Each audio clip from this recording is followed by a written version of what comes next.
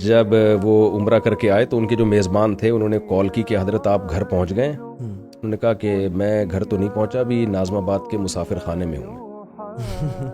اس نے کہا شاید کہیں اسٹے کیا ہوا ہوگا. اگلے دن کال کی, حضرت گھر پہنچ گئے آپ؟ کہتے ہیں میں ناظم آباد کے مسافر خانے میں ہوں. 3-4 دفعہ جب زیادہ ہو گیا اس نے کہا حضرت گھر کیوں نہیں جا رہے؟ انہوں نے کہا گھر تو بھائی قبر ہے, یہ ہمارا مسافر خانہ ہی ہے جس میں رہ رہا ہوں, جس کو آپ میرا گھر کہہ رہے ہو. یعنی وہ گھر میں تھے لیکن اس کو کہتے ہیں مسافر خانہ ہی تھے. مجھے یاد ہے جب میری دوسری وائف سے میری دوسری بیٹی کی ولادت کا وقت تھا تو رمضان تھا, میرے پاس 1 روپیہ بھی نہیں تھا, ڈیلیوری کے پیسے نہیں تھے. مجھے ہمارے ایک دوست نے تانا دیا کہ مفتی صاحب آپ کہہ رہے ہیں آپ کے وائف کو آپ ہاسپٹل میں لے کے جانے والے ہیں 1 آدھ دن میں, آپ تو پیسے ویسے ہیں نہیں, بچے آپ کے پیدا ہو رہے ہیں. میں نے اس سے کہا یار یہ تو جب اللہ نے کہا ہے کہ غربت کی وجہ سے نسل روکنے کے تو حرام ہے, ویسے ہی حرام ہے. اللہ نے کہا نحن نرزقکم وإیاہم, ہم تمہیں بھی روزی دیں گے ان کو بھی, تو میں کس بیس پہ روکوں؟ یعنی اس کا سارا جو آپ کی سٹوری کا کرکس یہ ہے کہ یار اللہ پہ توکل کرو, کچھ چیزیں اللہ کے لیے چھوڑ دو. توکل بھی کرو, محنت بھی کرو, خالی توکل کر کے بیٹھ جانا نہیں ہے. یہ تو پھر اگر میں وہاں امامت کو پھر بھی لات مار دیتا کہ نہیں بھی مجھے نہیں بھائی دین کی خدمت کا موقع بھی مل رہا ہے اور آپ کی ایک ذریعہ آمدن بھی ہو رہا ہے, تو پھر کیوں آپ پیچھے ہٹ رہے ہو؟ ڈاکٹر فضل علی ظہیر ہمارے گھر کے پاس ہی ہیں الحمدللہ, ہم ان سے استفادہ اٹھاتے رہتے ہیں. تو انہوں نے کہا کہ پتر 2 کام زندگی میں لازمی کرو, 2 ends پہ عمل کرو, ایک نیکی اور ایک نوٹ, تیسرا کام نہیں کرنا.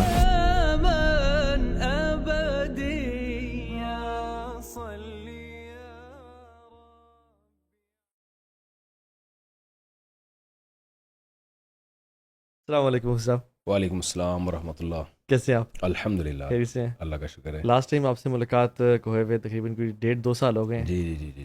رمضان کیسے جا رہا ہے آپ کا؟ الحمدللہ. تراویح ماشاء اللہ خود پڑھا رہے ہیں. جی جی جی جی. تو اللہ تعالیٰ آپ کو برکت دے اور جزائے خیر دے. آمین. عام طور پہ مولانا پھر درس تک رہ جاتے ہیں, تراویح خود نہیں پڑھاتے. میں درس بھی نہیں چھوڑتا الحمدللہ. جامعۃ الرشید سے میرا جو تعلق ہے, تدریس میں نے نہیں چھوڑی اب تک.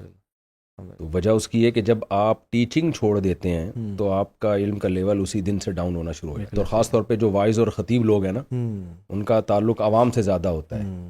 تو اگر کتابوں سے تعلق ختم ہو گیا تو پھر تو وہ بالکل ہی عوامی ہو جاتے ہیں. بالکل صحیح ہے. اس لیے میں کسی قیمت پہ تدریس اور افتاء کا کام جو ہے, فتوے کا جو تحقیقی کام ہے, وہ نہیں الحمدللہ کبھی چھوڑتا. ہمارے بڑوں کی بھی نصیحت ہے کہ جتنے بھی مشہور ہو جاؤ, جتنے بھی سفر ہوں, ٹیچنگ اور افتاء یہ کبھی نہیں چھوڑنا. کافی مینٹل سٹریس والا کام ہے افتاء کا, اسپیشلی بہت زیادہ اسٹریس کا کام ہے. ہمیں تو حیرانگی ہوتی ہے آج کل جو اسکالرز آ کے بیٹھ کے ٹھک ٹھک ٹھک فتووں پہ فتوے دے دھڑ نکال رہے ہوتے ہیں. بڑی حیرانگی کی بات ہے. میں نے پہلا فتویٰ لکھا تھا سن 2000 میں, جب میں فتویٰ سیکھ رہا تھا. صحیح. تو کتابوں کی دنیا اور ہوتی ہے, جب آدمی پریکٹیکل لائف میں آتا ہے تو پتہ چلتا ہے کہ تو ہمارے پاس ڈاک آتی تھی نا جامعۃ الرشید, ابھی بھی آتی ہے. تو ہمارے استاذ نے کہا اس حل کرو اس کو. تو میرے ہاتھ پاؤں پھول گئے تھے کہ یار یہ کیا جواب لکھوں اس سوال کا, میں اتنا مشکل. انہوں نے کہا تحقیق کرو. تحقیق کی, پھر اس کو استاذ نے کہا کہ یہ غلط ہے, اس کا یہ جواب ہے. اس کے جو 15-20 دن لگے تھے ایک سادہ 2 لائنوں کا جواب لکھنے میں. اللہ اکبر. تو آپ دیکھ لیں سعودی عرب میں بھی, ہر دنیا میں ہر ملک میں مفتی کا بہت ٹف ہے. بالکل ایسے ہی ہے. سعودی عرب میں مفتی کی ڈگری آسانی سے نہیں ملتی. بالکل. یہاں بھی جو صحیح ریلائبل ادارے ہیں, تو 11 سال اس طرح سے ہم نے کام کیا ہے فتوے کا, بڑے علماء کی نگرانی میں. اس کے بعد جا کے ہمارے استاذ نے مجھے اجازت دی تھی کہ آپ اپنی اسٹیمپ سے اب فتویٰ لکھ سکتے ہو. اس کے بعد بھی میں نے نہیں لکھا کہ ڈر لگتا تھا کہ یار کوئی غلط نہ ہو جائے. تو وہ میں نے پچھلے سال سے لکھنا شروع کیا اپنی اسٹیمپ کے ساتھ, کیونکہ اب اتنا زیادہ یعنی سوال آنے لگے کہ ہر سوال پہلے میں بھیجتا تھا جامعۃ الرشید ہی. اچھا. پوچھا مجھ سے گیا, لیکن میں کہتا تھا بھائی جواب میں نے لکھا تو ہے, لیکن میں وہاں سے اٹیسٹ کرواؤں گا. وہاں 2 سینئر مفتیوں کی رائے اس پہ متفق ہوگی تو جواب دوں گا, ورنہ نہیں. ابھی تو یوٹیوبرز فتاوا دے رہے ہیں. ابھی تو ہاں, اب تو ایسا ہو گیا ہے کہ تھوک میں فتاوا بن رہے ہیں. آتا, عربی پڑھنا نہیں آتی ہے, ترجمے غلط, یہ نہیں پتہ چلتا ان کو صحیح ترجمہ ہے غلط ترجمہ, پھینکے جا رہے ہیں بس دبا کے, بس کوئی پوچھنے والا نہیں ہے. اللہ المستعان. صاحب آپ نو ڈاؤٹ ہر انسان کی زندگی میں ایک فیز ہوتا ہے جس میں انسان کو کوئی نہیں جانتا, کلوز سرکل, مسجد کے جو لوگ نمازی جان رہے ہوتے ہیں. پھر ایک ٹائم آتا ہے اللہ تعالیٰ قبولیت دیتا ہے. یوتھ کلب میں بھی ہم نے بھی ایسا ایک سفر, میں تو کہوں سفر ہی کیا ایک طرح سے. یہ انگلش والا سفر ہے, اردو والا نہیں, کہ جس میں نا یہ فتنہ ہے. تو فیم سے کیسے ٹیکل کرتے ہیں آپ؟ یعنی یا فیم سے بات کر لیں یا دنیا کی، جو جب فیم آتا ہے دنیا کھلتی ہے انسان کے اوپر. جی. لیکن الحمدللہ میں آپ کو دیکھ رہا ہوں کہ سیم اٹائر سب کچھ، تو یعنی کچھ اپنے اصول اپنے لیے طے کیے ہوئے ہیں یا کیا، یا مینٹورز ہیں جن کو آپ نے یہ کہا ہے کہ آپ مجھے کبھی بھی کسی کام سے روک سکتے ہیں تو میں رک جاؤں گا؟ کوئی اصول کیسے دنیا کی محبت یا زہد کا میرا سوال ہے کہ کیسے؟ دیکھیں مینٹور کا جو لفظ آپ نے یوز کیا نا، یہ سب سے امپورٹنٹ ہے. یس. وَفَوْقَ كُلِّ ذِي عِلْمٍ عَلِيمٍ. قرآن کہتا ہے ہر علم والے کے اوپر بھی ایک علم والا ہے. آج جو ہمارے نوجوان طبقہ جو مذہب میں تھوڑا آتا ہے، وہ سب اپنے آپ کو مختار کل اور خود مختار اور سمجھنے لگتے ہیں کہ ہم جیسا کوئی بھی نہیں. دیکھیں اللہ نے صحابہ کو کیا فرمایا کہ یعلمہم الکتاب و یزکیہم. نبی مینٹور ہیں صحابہ کے. بالکل. حالانکہ قرآن ان کی زبان میں تھا، بالکل، لیکن مینٹور کی ضرورت صحابہ کو تھی. نبی نے ان کا تزکیہ بھی کیا اور تعلیم بھی دی، سکھایا قرآن ان کو، حالانکہ ان کی زبان میں نازل ہوا. بالکل. تو اسی وقت سے صحابہ تابعین سے آج تک یہ سلسلہ چلا آ رہا ہے کہ کوئی بھی ایسا نہیں ہو سکتا کہ کسی مینٹور اور ٹیچر کے بغیر کہے کہ میں خود سے ایک چیز بن گیا ہوں. آپ کو تربیت کی بھی ضرورت ہے، صحیح نالج کی بھی ضرورت ہے. آپ کو ایسے شیخ و مرشد کی بھی ضرورت ہے جو آپ کو بات بات پہ کہتا رہے کہ آپ یہ غلط کر رہے ہو، اس کو ٹھیک کرو. تو ابن تیمیہ رحمہ اللہ نے لکھا ہے شیخ کی ضرورت اور اہمیت. جی. حالانکہ وہ تصوف کے کتنے خلاف تھے. بالکل. تو تصوف کی ٹرم میں پڑھنے کی ضرورت نہیں ہے ہمیں. جی جی. لیکن آپ کا کوئی مینٹور ہونا چاہیے، آپ کا کوئی مربی ہونا چاہیے. یہ سارے بابے غلط نہیں ہو سکتے کہ سارے ہی غلط ہیں اور دو چار لوگ ہی دنیا میں ٹھیک ہیں. تو انہی میں غلط بھی ہوں گے لیکن انہی میں صحیح بھی ہوں گے. تو اس لیے ہر نوجوان کو، چاہے وہ عالم ہو چاہے مفتی ہو، وہ دیکھے بھائی اگر آپ مفتی ہیں تو آپ سے بڑے بھی تو اور مفتی ہوں گے نا. اگر آپ نیک ہیں تو آپ سے بڑے بھی تو کچھ نیک لوگ ہوں گے. تو آپ اپنے آپ کو ان کے حوالے کریں. تو میں بھی پہلے حضرت مفتی رشید احمد صاحب رحمہ اللہ سے بیعت تھا. ان کے انتقال کے بعد جامعۃ رشید کے جو محتمم ہیں مفتی عبدالرحیم صاحب سے بیعت ہوں. تو اگر وہ مجھے کسی چیز پہ کہہ دیں کہ یہ آپ سوری کرو تو میں سوری کروں گا. ہاں، ناجائز چیز میں کسی کی اطاعت نہیں کرنی ہے. لوگ اکثر یہ کہتے ہیں اچھا یہ لوگ تو شیخ پرست اور پیر پرست ہوتے ہیں. بھائی پیر پرستی الگ چیز ہے، کسی کو مینٹور بنانا الگ چیز ہے. علم یہ مان لینا کہ اس کا علم مجھ سے زیادہ ہے لہذا اس کا تجربہ، اس کا تقوی، اس کے مشورے کو میں ویلیو دوں، یہ ایک الگ چیز ہے. کسی چیز میں ثابت ہو جائے کہ یہ ناجائز تھا تو پھر ہم نہیں مانتے. مفتی رشید احمد صاحب رحمہ اللہ میرے پیر و مرشد تھے. ان کے جو احسن الفتاوی ان کی کتاب ہے اس میں ایک فتویٰ انہوں نے لکھا تھا تو ہم نے اس کے خلاف فتویٰ دیا. حالانکہ ہمارے پیر و مرشد تھے، ہمیں ثابت ہو گیا دلائل سے کہ یہ فتویٰ ان کا غلط ہے. دیکھ لیں آپ امام ابو یوسف امام محمد نے کتنے مسائل میں ابو حنیفہ سے اختلاف کیا رحمہ اللہ سے. کتنے مسائل میں اختلاف کیا. یہ بھی ایک الزام لگایا جاتا ہے نا اندھے مقلد ہیں. اندھے بندے نہیں ہیں بھائی، ایسا نہیں ہے. کتنے مسائل امام حنیفہ کے ایسے ہیں جس پہ فقہ حنفی میں فتویٰ نہیں ہے. عقیقہ امام حنیفہ کے نزدیک سنت نہیں ہے لیکن سب علماء کہتے ہیں سنت ہے. تو ایسا مینٹور کسی کو بنانا جیسے میں نے بنایا یا آپ کا بھی کوئی مینٹور ہوگا تو کسی بڑے کو، سینئر کو، اس سے رائے لینا، خود مختار نہ بننا، یہ بہت ضروری ہے. یہ اعتدال کی رائے یہ ہے کہ نہ کسی کو ایسا پیر و مرشد بنایا جائے کہ اس کی ہر بات پتھر پہ لکیر ہو، اس کی بات قرآن و سنت کے خلاف ہو پھر بھی آپ مان رہے ہیں. اگر میں پیر پرست ہوتا تو میں 2 شادیاں تو کر ہی نہیں سکتا تھا کیونکہ میرے جو شیخ اور مرشد ہیں وہ 2 شادیوں کے ہمیشہ خلاف رہے ہیں. اچھا. وہ اس لیے نہیں کہ شریعت کے مخالف، وہ کہتے بھائی یہ کام بہت مشکل ہے اور اس زمانے میں جو دین کی خدمت میں لگے ہوئے ہیں 2 شادیاں کریں گے تو کیا حالات ہوتے ہیں ان کے، دین سے رہ جائیں گے. تو میں تو ان سے بھی اس میں بحث کرتا تھا کہ حضرت اس کی ضرورت ہے اور قرآن و سنت میں جب ہے تو ہے. مولانا شریف تھانوی رحمۃ اللہ علیہ، ان کے لوگ مجھے ملفوظات بھیجتے تھے کہ وہ کہتے تھے اس زمانے میں 2 شادیاں نہیں کرنی چاہیے. ہم جواب میں کہتے تھے مولانا شریف تھانوی رحمۃ اللہ علیہ ہم ان کی خاک کے برابر نہیں، لیکن اللہ کے نبی نے ایک کام کیا ہے اور لقد کان لکم فی رسول اللہ اسوۃ حسنہ. تو نبی جب آ گئے تو بس ختم ہو گئی بات نا. تو پھر اسلام نے کیوں ترغیب دی ہے؟ تو پیر و مرشد کا یہ مطلب نہیں ہوتا کہ اس کی اندھی تقلید کرنی ہے اور شریعت کی بات کو پیچھے رکھ کے اس کی بات کو فالو کرنا ہے، یہ مطلب نہیں ہے. جو جن چیزوں کا تربیت سے تعلق ہے اس میں اس کو فالو کرنا ہے اور جس چیز میں وہ ماہر ہے اس میں اپنی رائے کو اس کی رائے پہ چھوڑ دینا ہے. بعض چیزوں میں ان کو مہارت زیادہ ہوتی ہے تو آپ یہ مان لیں کہ مجھے کم مہارت ہے، ان کا تجربہ، ان کا علم، ان کا تقوی زیادہ ہے، تو اس ماننے میں خیر ہوتی ہے. تو خود مختار نہیں بننا اور شریعت ساز بھی نہیں بنانا کسی کو. یہ بیلنس ہے، یہ اعتدال ہے جس پہ ہم نے چلنا ہے. آج وہ یعنی دو بے اعتدالیاں ہو گئیں, یا تو پیر خدا بنا ہوا ہوتا ہے جیسے یہود و نصارہ نے بنا لیے تھے, جیسے یہود و نصارہ بنا لیا کہ اس کا کوئی اس کو ناپنے کا کوئی کرائٹیریا ہی نہیں ہے, جی, اس وہ کو حلال تو کے حلال وہ ہے, جو حرام ہے کے وہ حرام. بس بنا لیا آپ نے اس کو, یا یہ کہ کوئی پیر لیس ہو جاتے ہیں آپ, بالکل ہی کوئی آپ کا مینٹور ہی نہیں ہے, آپ سمجھتے ہیں کہ مجھے پہ قرآن و سنت نازل ہوا ہے, باقی سارے بے وقوف تھے. ایسا نہیں ہوتا بھائی, یہ نہیں ہوتا.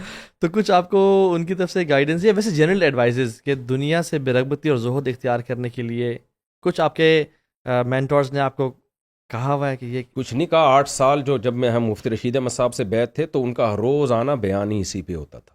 اچھا, دنیا مسافر خانہ ہے, دنیا مسافر خانہ, اتنا یہ کھوپڑی میں ڈال دیا تھا نا انہوں نے. اچھا, وہ تو جب ناظم آباد میں رہتے تھے نا, اکثر میں نے یہ واقعہ بیان میں سنایا ہے کہ جب وہ عمرہ کر کے آئے تو ان کے جو میزبان تھے انہوں نے کال کی کہ حضرت آپ گھر پہنچ گئے. انہوں نے کہا کہ میں گھر تو نہیں پہنچا, ابھی ناظم آباد کے مسافر خانے میں ہوں. میں نے کہا شاید کہیں اسٹے کیا ہوا ہوگا. اگلے دن کال کی, حضرت گھر پہنچ گئے آپ؟ کہتے ہیں میں ناظم آباد کے مسافر خانے میں ہوں. 3-4 دفعہ جب زیادہ ہو گیا, اس نے کہا حضرت گھر کیوں نہیں جا رہے؟ انہوں نے کہا گھر تو بھائی قبر ہے, اللہ اکبر, یہ ہمارا مسافر خانہ ہی ہے جس میں رہ رہا ہوں, جس کو آپ میرا گھر کہہ رہے ہو. یعنی وہ گھر میں تھے لیکن اس کو کہتے ہیں مسافر خانہ ہی. تو ان میں یہ تقویٰ تھا, اور اہل اللہ میں یہ اسی طرح کی باتیں ہوتی ہیں کہ وہ دنیا کو مسافر خانہ سمجھتے ہیں. تربیت میں یہی تو ہوتی ہے, جب کسی سے انسان اصلاحی تعلق قائم کرتا ہے تو دنیا کا مسافر خانہ ہونا اس کے دل میں بیٹھے. حضرت فرماتے تھے مال رکھنا منع نہیں ہے. کتنے بڑے بڑے صحابہ ہیں جن کے پاس دولت تھی. حضرت سلیمان علیہ السلام تو اللہ کے محبوب پیغمبر, کیسی بے تحاشا دولت. دولت پہ سوار ہو, دولت کو اپنے اوپر سوار مت کرو. تو یہ پھر شہرت میں انسان اپنی اوقات بھول جاتا ہے, پیسہ آنے کے بعد انسان اپنی اوقات بھول جاتا ہے, دنیا پرست بن جاتا ہے. تو ہمارے شیخ حضرت مفتی رشید احمد صاحب یا ابھی جو حضرت مفتی عبدالرحیم صاحب ہیں, ان کے تو ہم نے یہی, جب بھی ان کے بیان میں بیٹھو تو یہی چیز ہمیں سننے کو ملتی ہے, بھئی یہ دنیا مسافر خانہ ہے, اس سے دل نہیں لگانا. یہ شہرت وہرت سب. میں حضرت مفتی تقی صاحب کی زیارت کے لیے گیا تھا چند مہینے پہلے, تو حضرت کی زیارت ہوئی. حضرت نے, اللہ حضرت کی عمر میں برکت دے, بہت عزت دی, محبت دی حضرت نے. تو حضرت نے یہی نصیحت کی کہ آپ مشہور ہو گئے ہیں تو اس شہرت سے خراب ہونے کا بڑا خطرہ ہوتا ہے. اب میں ان نصیحتوں پر عمل نہ کروں تو وہ میرا قصور ہے, لیکن ہمارے بڑے اللہ کا شکر ہے نظر رکھتے ہیں چھوٹوں پہ, اور وقتاً فوقتاً ڈانٹتے رہتے ہیں, سمجھاتے رہتے ہیں. باقی ہم نہ کریں تو پھر وہ تو ہمارا قصور ہے. لیکن کوئی بڑے ہونے چاہیے جو آپ کو ٹوکتے رہیں کہ یہ غلط ہو رہا ہے, یہ جو آپ کر رہے ہو یہ ٹھیک نہیں ہے. تو بگڑنے کا خطرہ شہرت کے بعد, دولت کے بعد ہی ہوتا ہے. غریب آدمی کے اور غیر مشہور آدمی کے بگڑنے کے چانس بہت کم ہوتے ہیں. مجھے بھی ڈر لگا رہتا ہے کہ بگڑ نہ جاؤں کہیں. بالکل, ویسے ڈر تو ہمیشہ ہی, ویسے میری تواضع گھر میں ہو جاتی ہے. آپ کے میں لوگوں سے کہتا ہوں جس کی 4 بیویاں ہیں نا, اس کے بگڑنے کا بہت ہی کم چانس ہے. قدرت کی طرف سے انتظام کر دیا اللہ نے, انتظام اللہ نے کر دیا ہے.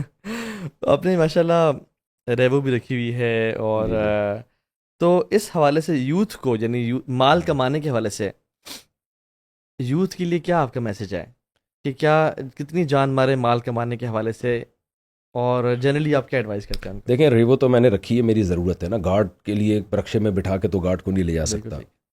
جب مولانا عادل شہید ہوئے, کافی تھریٹس تھیں. 2014 میں بہت سارے علماء شہید ہوئے تھے.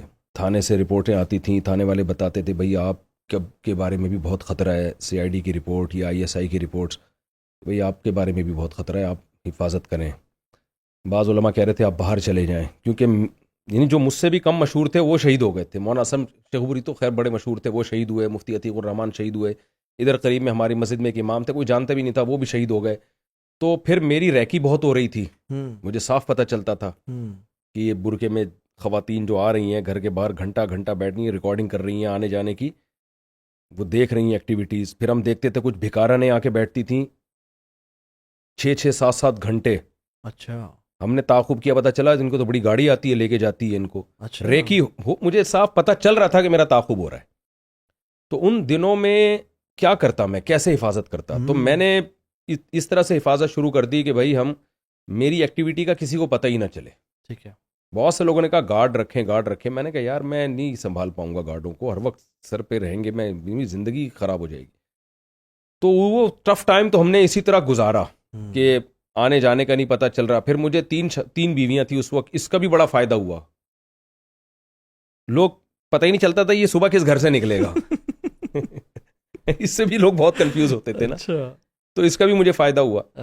اس کے بعد حالات کچھ بہتر ہو گئے. پھر دوبارہ مولانا عادل جب شہید ہوئے ہیں تو ان کے دور میں حالات دوبارہ خراب ہوئے. پھر بہت سارے احباب نے مجھے کہا کہ آپ گارڈ رکھیں. یعنی کیا وجہ, یعنی کوئی پاکستان میں تو علماء تو شہید ہو ہی رہے ہیں نا, یہ تو فرقہ پرستی یا کوئی, یعنی کیا وجہ اس کی؟ بس ابھی وجہ تو بہت ساری وجوہات ہیں اس کی. اب علماء تو شہید ہو ہی رہے ہیں. بالکل صحیح. مفتی نظام الدین شہید ہوئے. مولانا جو اہل حدیث کے بڑے عالم تھے, کیا نام تھا, احتشام الہی ظہیر تھے, جو جنہوں نے کتاب بھی لکھی تھی سیرت پہ. جی وہ احسان الہی ظہیر جی, خاندانی کتاب انہوں نے سیرت پہ لکھی, ان کو بھی اڑا دیا تھا, شہید کر دیا تھا. بم دھماکے گئے. مفتی نظام الدین تھے, مولانا یوسف لدھیانوی تھے, مفتی رشید احمد صاحب پہ بھی حملہ ہوا تھا. ہم وہیں سو رہے تھے, گولیاں ہمارے اوپر سے گئی تھیں, ہم طالب علم تھے اس وقت. تو یہ تو پاکستان میں تو مسئلہ ہے. اللہ المستعان. خیر, تو اب پھر وہ پھر میری ضرورت تھی, گارڈ رکھیں گے تو کہاں بٹھائیں گے ہم. تو پھر ہم نے اسلامک بینک سے ہم نے قسطوں پہ انتظام کیا, لیکن اس پہ بھی لوگ اعتراض کر رہے ہوتے ہیں. صاحب ریوو میں گھوم رہے ہیں تو کیا کریں, گھومنے تو میں چاہتا ہوں یوتھ کے لیے, یوتھ پیسے کو کیسے دیکھے, مال کمانے کو کیسے دیکھے, اور کتنا ٹائم اس میں لگائے اور کتنا ٹائم آخرت کے لیے, یعنی اسے کیا. مال کمانا تو بہت ضروری ہے. دیکھیں ہم لوگ کہتے ہیں نا پاکستان کو غربت سے نکالو, تو پاکستانی قوم غربت سے نکلے گی تو ملک بھی غربت سے نکلے گا. اور نبی صلی اللہ علیہ وسلم کی صحیح حدیث ہے, المؤمن القوی احب الی اللہ من المؤمن الضعیف. طاقتور مومن اللہ کو کمزور مومن سے زیادہ محبوب ہے. تو طاقت سے جسمانی طاقت ہی نہیں ہے, دلالت النص سے پتہ چلتا ہے کہ اس میں اکنامیکلی مضبوط ہونا بھی. میں اکثر لوگوں کو بتاتا ہوں, دیکھو نبی کے پاس ایک صحابی آئے سوال کرنے کے لیے, آپ نے ان کو کلہاڑی دی اور کہا کہ جنگل سے لکڑیاں لے کے آؤ, کاٹو اور بیچو. تو ایک صحابی کا بھکاری بننا نبی نے پسند نہیں کیا, پوری قوم کا بھکاری بننا یہ, اور پورے ایک اسلامی کنٹری کا بھکاری بننا پیغمبر کیسے پسند کریں گے. تو ہم نے بھکاری نہیں بننا, ہم نے کھلانے والا بننا ہے, کھانے والا نہیں بننا. اس کے لیے محنت کرنی پڑے گی, کمانا پڑے گا, زور لگانا پڑے گا, سستی کو ختم کرنا پڑے گا. اسلام میں جو غربت کے فضائل ہیں وہ غربت ہے جو اللہ کی طرف سے ہو. وہ غربت نہیں ہے جس میں ہم مبتلا ہیں, سستی, کاہلی, کچھ بھی نہیں کرتے اور بیٹھ کے وظیفوں میں. پھر مجھے لوگ کہہ رہے ہوتے ہیں کہ مجھے کسی نے یہ وظیفہ بتایا رزق کمانے کا. میں کہتا ہوں بھائی تو 2 گھنٹے اس وظیفے میں لگا سکتا ہے, محنت نہیں کر سکتا اتنی کاروبار میں. دعا مانگو رات کے آخری حصے میں اللہ سے اٹھ کے, تو وہ جو سنت سے ثابت ہے وہ عمل کرو. تو قوم کو, نوجوانوں کو پیسہ تو کمانا ہے, ورنہ نہ دین کے رہیں گے نہ دنیا کے رہیں گے. ہاں بات یہی ہے کہ پیسے دل میں محبت نہ آئے, ہوس نہ آئے. اس کے لیے میں 2 حدیثیں آپ کے سامنے پیش کرتا ہوں, اس سے پتہ چل جائے گا اسلام چاہتا کیا ہے.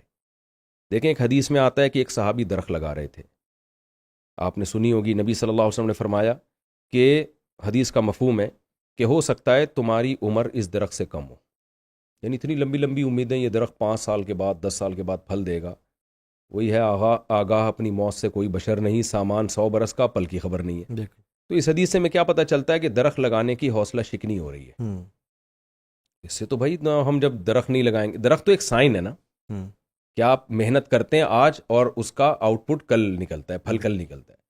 تو نبی ان صحابی سے کہہ رہے ہیں تمہیں کیا پتہ کہ تم زندہ رہ پاؤ کہ نہیں رہ پاؤ.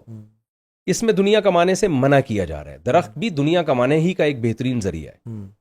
دوسری طرف صحیح بخاری مسلم کی حدیث ہے جس میں آپ صلی اللہ علیہ وسلم نے فرمایا جس نے درخت لگایا تو مرنے کے بعد بھی جب تک چرند پرند اس سے کھائیں گے نا اور فائدہ اٹھائیں گے, اس کو ثواب ملے گا.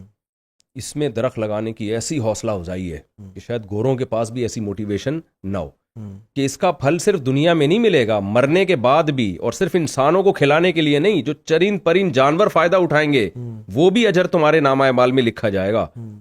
ایک حدیث میں درخت لگانے سے منع کیا جا رہا ہے, ایک میں درخت لگانے کا حکم دیا جا رہا ہے. یہ درخت ایک سائن ہے, شریعت کی عادت ہے, اسلام کا مزاج ہے کہ جزیات کے ضمن میں کلیات بیان ہوتے ہیں. قرآن کہتا ہے ماں باپ کو اف نہ کہو, یہ ایک جزیہ ہے. اصل میں قاعدہ بیان کیا جا رہا ہے, تکلیف نہ پہنچاؤ. تو یہ بھی ایک سائن ہے درخت, ایک قاعدہ بتایا جا رہا ہے کہ دنیا کمانے سے منع کیا جا رہا ہے اور دوسرے میں ترغیب دی جا رہی ہے.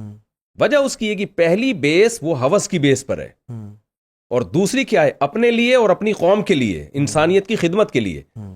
تو بھائی آپ پیسہ ہوس کے لیے نہ کمائیں, کتنی عیاشی کر لوگے, قارون سے زیادہ یا فرعون سے زیادہ تھوڑی آپ عیاشی کر سکتے ہیں. لیکن اگر آپ کی نیت درست ہے کہ نبی نے جیسے فرمایا ایماندار تاجر قیامت کے دن پیغمبروں کے ساتھ ہوگا، اگر کوئی اس لیے پیسہ کماتا ہے کہ لوگوں کے سامنے ہاتھ نہ پھیلائے، اپنی قوم کو بھکاری بننے سے بنانا بھی اس میں، بچانا بھی اس میں داخل ہے، تو یہ پیسہ کمانا مقصود ہے، تو یہ آپ کمائیں، یہ صرف آپ کے کام نہیں آئے گا، آپ کے اولاد کے کام آئے گا، آپ کے بیوی بچوں کے کام آئے گا، آپ کی وراثت جاری ہوگی۔ صحیح مسلم کی حدیث ہے، انک ان تذر ورثتهم اغنیاء خیر لہم من ان تذرہم عالۃ یتکففون الناس۔ نبی صلی اللہ علیہ وسلم نے فرمایا کہ تم اپنی اولاد کو ایسے چھوڑ کے جاؤ کہ وہ پیسے والے ہوں، غنی ہوں، یہ بہتر ہے اس سے کہ لوگوں کے سامنے بھیک مانگتے پھریں۔ تو کس قدر زبردست موٹیویشن ہے۔ تو آپ اپنا قبلہ درست کریں کہ پیسہ میں کما کیوں رہا ہوں، اس لیے کما رہا ہوں بھکاری نہ بنوں، ہاتھ میرا اوپر رہے، رشتہ داروں پہ خرچ کروں، قوم میری ترقی کرے گی، میں دینی مدارس میں خرچ کروں گا، میں یوتھ کلب والوں کو پیسے دوں گا، ٹھیک ہے نا، میں دین کی تبلیغ میں پیسہ لگاؤں گا، اور پھر میری اولاد بھی سر اٹھا کے جیے گی، سبحان اللہ۔ پھر اگر آپ مر بھی گئے تو قبر میں بھی ثواب ملتا رہے گا اس پیسے کے بعد آپ۔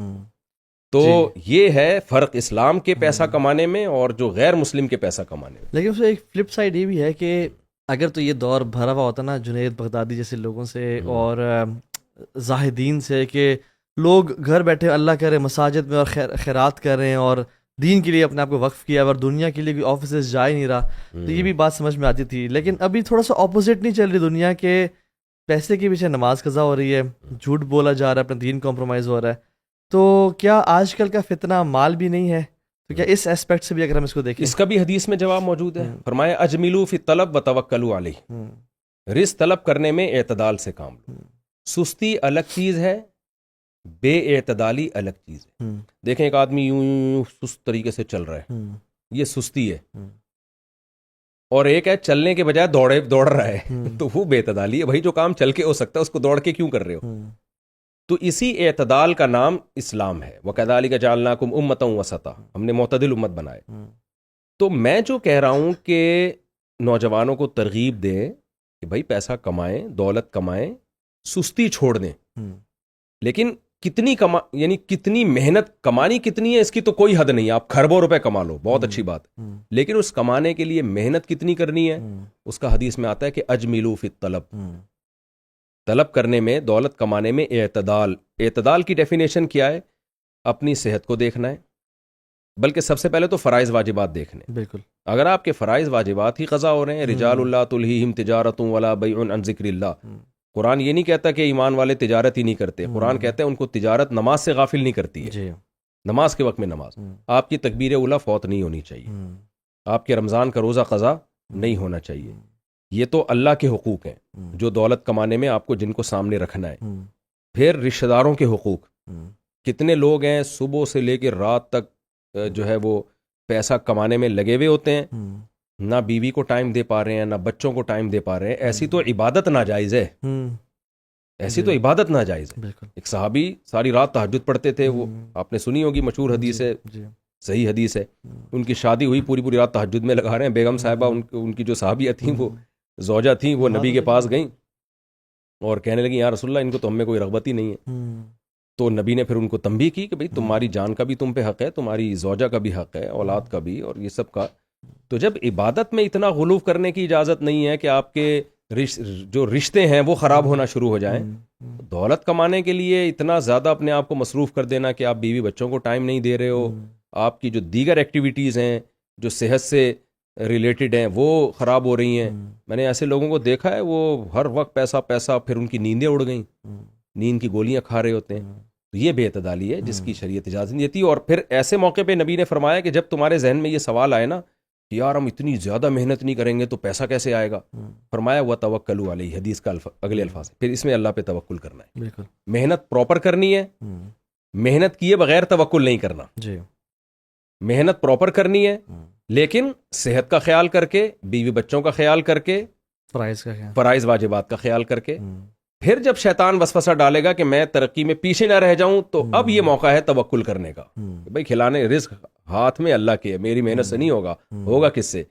اللہ سے ہوگا۔ تو رب نے یعنی ٹینکی جو ہے نا وہ رزق کی بھر دی ہوئی ہے، جب ایک ٹوٹی لگائیں یا 5 ٹوٹیاں لگائیں، پانی اتنا ہی نکلنا ہے۔ جی بالکل۔ تو آپ جو جاب کریں، جو کام کریں، اگر مسئلہ ہمارا یہ ہے کہ اگر ایک فار ایگزامپل مثال دیتا ہوں، ایک بندہ 9 to 5 جاب کر رہا ہے، اور اس کی فیملی سفر کر رہی ہے, وہ بچوں کو ٹائم نہیں دے رہا, ہیلتھ کو ٹائم نہیں دے رہا, اور باس اس پہ ترس کھاتے ہوئے کہتا ہے کہ یار بات سن, جی میں سیم پیکج دے رہا ہوں, سیم سب کچھ لے لے, بٹ 9 to 1 جاب کر لے, ایک کے بس گھر چلا جایا کر.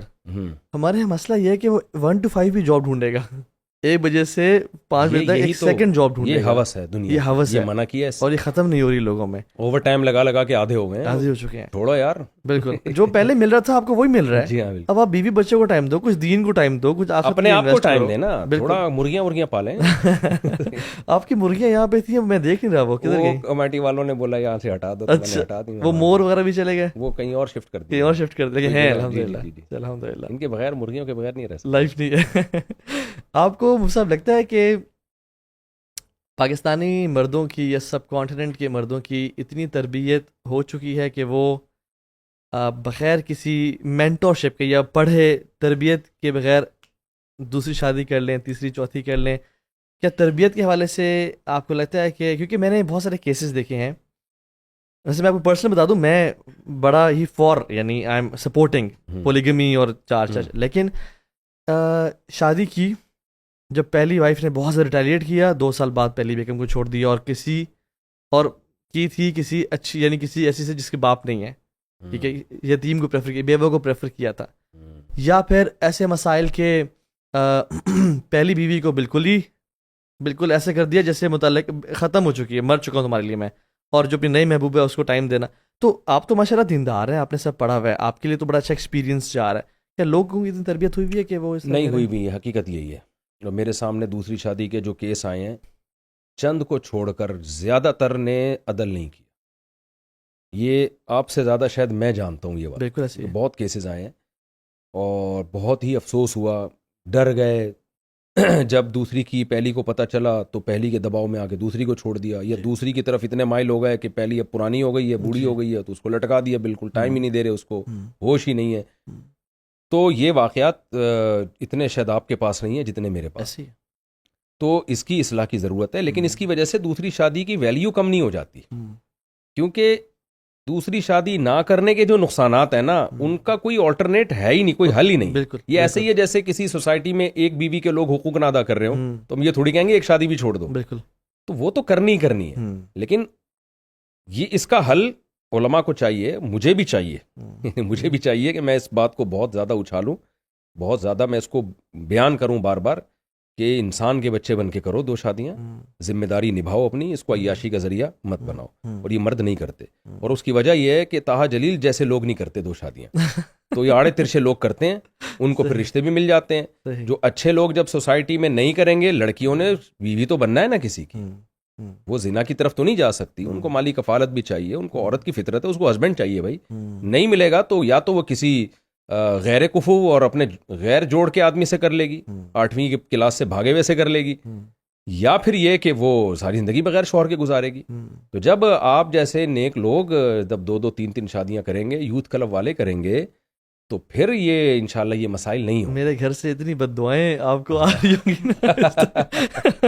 مجھے اتنی بد دعائیں خواتین کی لگ چکی ہیں, مرنا ہوتا اب تک مر چکا ہوں. میرا جو امیون سسٹم ہے نا, بد دعا میں بہت ڈیولپ ہو چکا ہے وہ. اللہ اکبر. تو یعنی آپ کہہ رہے ہیں کہ تربیت کی ضرورت ہے 100% ہے, اور تربیت میں یہی ہے کہ سب سے بڑے بھائی حوصلہ پیدا کریں آپ. یہ ایسا نہیں کہ ادھر آتے ہیں نا شادی کر کے میرے پاس ہی آ رہے ہوتے ہیں پھر کہ یہ ہو گیا اور یوں ہو گیا. اور ایک آدمی نے کہا کہ بھئی میں نے شادی کی ہے, اب میں دوسری کو چھوڑ رہا ہوں, میرے اتنا دماغی دباؤ ہے. میں نے کہا آدمی بنو یار, مرد کے بچے بنو, تم کیا کر رہے ہو. یہاں ان لڑکوں کو بھی پتہ ہے, گواہ ہیں یہ کہ ایک صاحب آئے, دوسری شادی کر رہے تھے, خاتون بھی آ گئیں, وہ بیچاری پہلے سے طلاق یافتہ تھی. تو وہ جب نکاح پڑھانے کی بات ہوئی, اس آدمی کے پسینے چھوٹنا شروع ہو گئے. تو میں نے کہا یار آپ کیا, آپ میں حوصلہ نہیں ہے؟ کہہ رہے ایک منٹ ٹھہر جائیں, ابھی میں تھوڑا سا پانی وانی پی لوں. 7-8 مہینے پرانا واقعہ ہے نا میرا خیال ہے یہ. تو میں نے پانی وانی پلایا, ریلیکس. میں نے کہا آرام سے, کیا ہوا؟ پھر کہہ رہے مصعب میں یہ صحیح کرنے جا رہا ہوں, میں غلط تو نہیں کر رہا. مجھے لگا یار یہ تیرے بس کا نہیں ہے, کام نہیں ہے. تو اس لڑکی کو پہلے طلاق ہو چکی ہے, پھر یہ دوبارہ اس کو چھوڑے گا. میں نے اس خاتون سے کہا, میں نے کہا اس آدمی میں دم نہیں ہے, یہ آپ کو کے ساتھ کھیلے گا. اب وہ بیچاری ظاہر ہے اتنی لڑکیوں کو رشتے نہیں مل رہے, ایک تے امید ہوئی ہے, اسی کے آفس میں کام کرتی تھی وہ. کہہ رہی مصعب کوئی رشتہ نہیں ہے, اب میں کیا کروں, یہ 6 مہینے سے مجھے لارے رپے دیے ہوئے ہیں, اب اس کی حالت یہ ہو گئی. میں نے کہا آپ نہیں کریں, آپ اکیلی بیٹھے رہیں, بغیر شوہر کے، یہ نہیں۔ وہ خاتون نے کہا نہیں مجھے اس نے پہلے بھی 2-3 دفعہ اس طرح یہ کر چکا ہے عین شادی کے وقت میں، پھر یہ ڈر جاتا ہے۔ تو میں پھر اس کو الگ لے کر گیا، میں نے کہا تجھ سے نہیں ہو پائے گا۔ صحیح۔ کہہ رہے نہیں آپ نکاح پڑھا دیں۔ میں نے کہا دیکھو مرد کے بچے بنو، اگر پڑھنا ہے نا تو یہ کیفیت ٹھیک نہیں ہے، بولو ایسی کی تیسی دیکھیں گے یار کیا ہوتا ہے۔ لیکن وہ پھر وہ اس کے میں نے منع کر دیا، میں نے لڑکوں سے بولا اس خاتون کو جا کے بولو کہ میں نہیں پڑھاؤں گا یہ نکاح، اچھا یہ آپ کو برباد کرے گا۔ یہ تو ایسے بہت سارے ہیں، کچھ اس وقت تو بڑے شیر بنے ہوئے ہوتے ہیں، شادی کے بعد پھر وہ گیدڑ بن جاتے ہیں۔ تو میں ان لوگوں سے کہتا ہوں تو دوسری کر رہے ہیں، کیا ہو جائے گا بھائی؟ زیادہ سے زیادہ ایکسٹریم لیول پہ جا کے سوچو، آخری کیا ہو جائے گا؟ مر جاؤ گے نا زیادہ سے زیادہ، تو کوئی بات نہیں یار مر جاؤ۔ میں نے جب کی تھی نا تو مجھے یہ تھا کہ 6 مہینے کی جیل ہو جائے گی مجھے، اچھا تو میں ذہنی طور پہ تیار تھا۔ واقعی میں؟ ہاں بھائی سسرال کیس کر سکتا ہے نا پاکستان میں، اچھا کہ انہوں نے ہماری پرمیشن کے بغیر کی 6 مہینے جیل۔ تو میں نے کہا ٹھیک ہے کوئی بات نہیں، اگر 6 مہینے جیل ہوتی ہے تو میں جاؤں گا، قرآن اور پکا کر لوں گا 6 مہینوں میں، تو جب نکل کے آؤں گا تو پھر تیسری کروں گا، تو پھر 6 مہینے کے لیے اندر چلا جاؤں گا۔ تو اگر 6 مہینے جا کے 4 ہو جاتی ہیں تو مجھے قبول ہے۔ تو میں مینٹلی، اور مجھے لڑکوں کو پتہ ہے جو میرے دوست ہیں، مجھے دھمکیاں یہاں تک بھی آئی تھیں کہ کسی نے کہا جان سے مار دیں گے، اور یعنی جب میں نے 2 شادیاں کی، دوسری کی تھی نا، تو مجھ پہ ایسے نہیں تھا کہ میں لڈو کھا کے، مجھ پہ دباؤ یہ تھا کہ چھوڑو دوسری کو۔ اچھا تو کیونکہ رواج نہیں تھا، ان کا بھی قصور نہیں تھا، کوئی بھی ہوتا ان کی جگہ یہی کرتا، کیونکہ ایک چیز سوسائٹی میں تھی نہیں نا، تو ان کو بھی عجیب سا لگا یار یہ کیسے ہو گیا۔ تو بعض لوگوں نے مجھ پہ دباؤ ڈالا کہ یار آپ کیوں، آپ کے یعنی آپ رل جاؤ گے سوسائٹی میں، اور قتل تک کی دھمکیاں آ رہی ہیں۔ میں نے کہا بھائی دیکھو میں نے کام کیا ہے نا، مجھے چاپڑ سے نا قتل کر کے مار مار کے بوٹیاں کووں کو بھی کھلا دیں گے نا، میں چھوڑوں گا نہیں، اب طلاق نہیں دوں گا میں کسی کو اس بیس پہ۔ ہاں جس کو نہیں رہنا وہ خود اپنے لیے طلاق مانگ لے مجھ سے، کسی کو کسی کے کہنے پہ دے دوں یہ نہیں ہو سکتا، جو مرضی کر لو۔ پھر کسی نے کہا کہ آپ کے بچے چھن جائیں گے آپ سے، میں نے کہا بچے چھن جائیں، مجھے مار دو، مجھے جلا دو، مجھے قتل کر دو، سمندر میں پھینک دو، اس بیس پہ دوسری کو چھوڑ دوں کہ دباؤ ہے میرے اوپر، یہ نہیں ہو سکتا انشاءاللہ۔ میں نے کہا یہ نہیں ہو سکتا، تو یہ بننا پڑتا ہے۔ اور میں نے کہا نہ اس بیس پہ نہ پہلی کو چھوڑوں گا نہ دوسری کو، اور دونوں کے حقوق بھی ہوں گے، ایک دن وہاں ایک دن وہاں۔ نہ پہلی کے دباؤ میں آ کے یہ کروں گا کہ جی اب سارا ٹائم اسی کو دینا شروع کر دوں، نہ اس کے محبت میں آ کے یہ کروں گا کہ ویسے میرا جو ہے نا رجحان پہلی کی طرف ہی زیادہ تھا، یعنی لوگ یہ سمجھتے ہیں کہ دوسری کر کے پہلی کو بھول گیا ہے، تو یہ تو دل کی کیفیت ہے نا، یہ خامخواہ کے لوگ کچھ الزامات بھی لگا، بعض مرد دوسری کرتا ہے اس کو پہلی کی اور زیادہ قدر آ جاتی ہے دل میں، اور پہلی سپورٹیو ہو کرتا ہوں۔ ہاں اگر پہلی سپورٹیو ہو، اگر سپورٹیو نہ ہو، بہت ریٹیلیٹ کرے، بہت زیادہ واویلا کرے، تو پھر تھوڑا سا یہ بات ہی غلط ہے کہ دوسری کر کے پہلی سے کو آدمی ہوا، ایسا نہیں ہے، ایسا کچھ بھی نہیں ہوتا، میرے ساتھ نہیں ہوا، باقیوں کا مجھے نہیں پتا، ٹھیک ہے نا۔ تو میں نے کہا بھائی یہ نہیں ہو سکتا، تو میں الحمدللہ باریاں ہی میں لگ، اس دن سے اب تک باریاں ہی چل رہی ہیں، ایک دن وہاں ایک دن وہاں ایک دن وہاں ایک دن وہاں، تو وہ چل رہا ہے، میں کسی کے مشورے پہ باری نہیں چھوڑتا کہ جی وہ، تو میں اب لوگوں سے کہتا ہوں، میں شو مارنے کے لیے یہ واقعات نہیں سنا رہا، جب آپ کسی کی ترغیب پہ 2 کر رہے ہیں تو پھر اس کے اپنے واقعات جو میں بیان کرتا ہوں، شو مارنے کے لیے نہیں، اسی لیے بیان کرتا ہوں کہ بھائی پھر آپ یہ حوصلہ پیدا کریں اپنے اندر، آپ کا سسرال آپ کو دھمکیاں دیں، آپ کی ایسی کی تیسی کر دیں، آپ ان کو دھمکیاں نہ دیں، لیکن آپ بولیں بھائی یہ اب چھوڑوں گا نہیں، آپ کے کہنے پر دوسری کو نہیں چھوڑوں گا، دوسری کے کہنے پہ پہلی کو نہیں چھوڑوں گا، اور دونوں کے ساتھ برابری ہوگی، ایسی کی تیسی، جس نے جو اکھاڑنا ہے اکھاڑ لے، کیس کرنا ہے کیس کر دو، جان سے مارنا ہے جان سے مار دو۔ تو شہادت کے لیے پہلے سے آپ تیار رہیں، ہم تیار تھے تو ہو گیا، اور جو ڈر گیا وہ گیا۔ انڈین انفلوئنس بہت زیادہ ہے اصل میں نا، خواتین یہ ایک فیلنگ ہے ہمارے پاکستان میں کہ یہ دوسری اس لیے کر رہا ہے کیونکہ پہلی اس کو پوری نہیں پڑی، یہ پہلی سے خوش نہیں سکی، حالانکہ یہ بڑا غلط کانسیپٹ ہے۔ میں جب دوسری شادی کے لیے پیغام لے کے جاتا تھا، لوگ مجھ سے پوچھتے تھے آپ کی پہلی میں کیا خرابی ہوگی، تو کوئی خرابی نہیں، ہماری زندگی بہت اچھی گزر رہی ہے۔ لوگ کہہ رہے ہیں پھر کیوں کر رہے ہو، میں نے میری مرضی، پہلے ایکسپیرینس اتنا اچھا رہا ہے تو دوسرے ایکسپیرینس کرتے ہیں، یہ بھی ایک غلط بات ہے۔ اچھا ہوا آپ نے توجہ دلا دی، دوسری شادی کے لیے پہلی کو ذلیل کر رہے ہوتے ہیں۔ ابھی ایک ٹک ٹاکر ہے نا، بہت غصہ آیا مجھے اس کے بیان پر، اس نے ایک لڑکی سے شادی کی وزیرستان میں کسی لڑکی سے، اچھا وہ پردے دار لڑکی ہے، تو اب کہہ رہے اسلام میں 4 شادیاں ہیں، 4 شادیاں ہیں، تو اپنی بیوی کو ساری میڈیا پہ لا کے ذلیل کر رہا ہے۔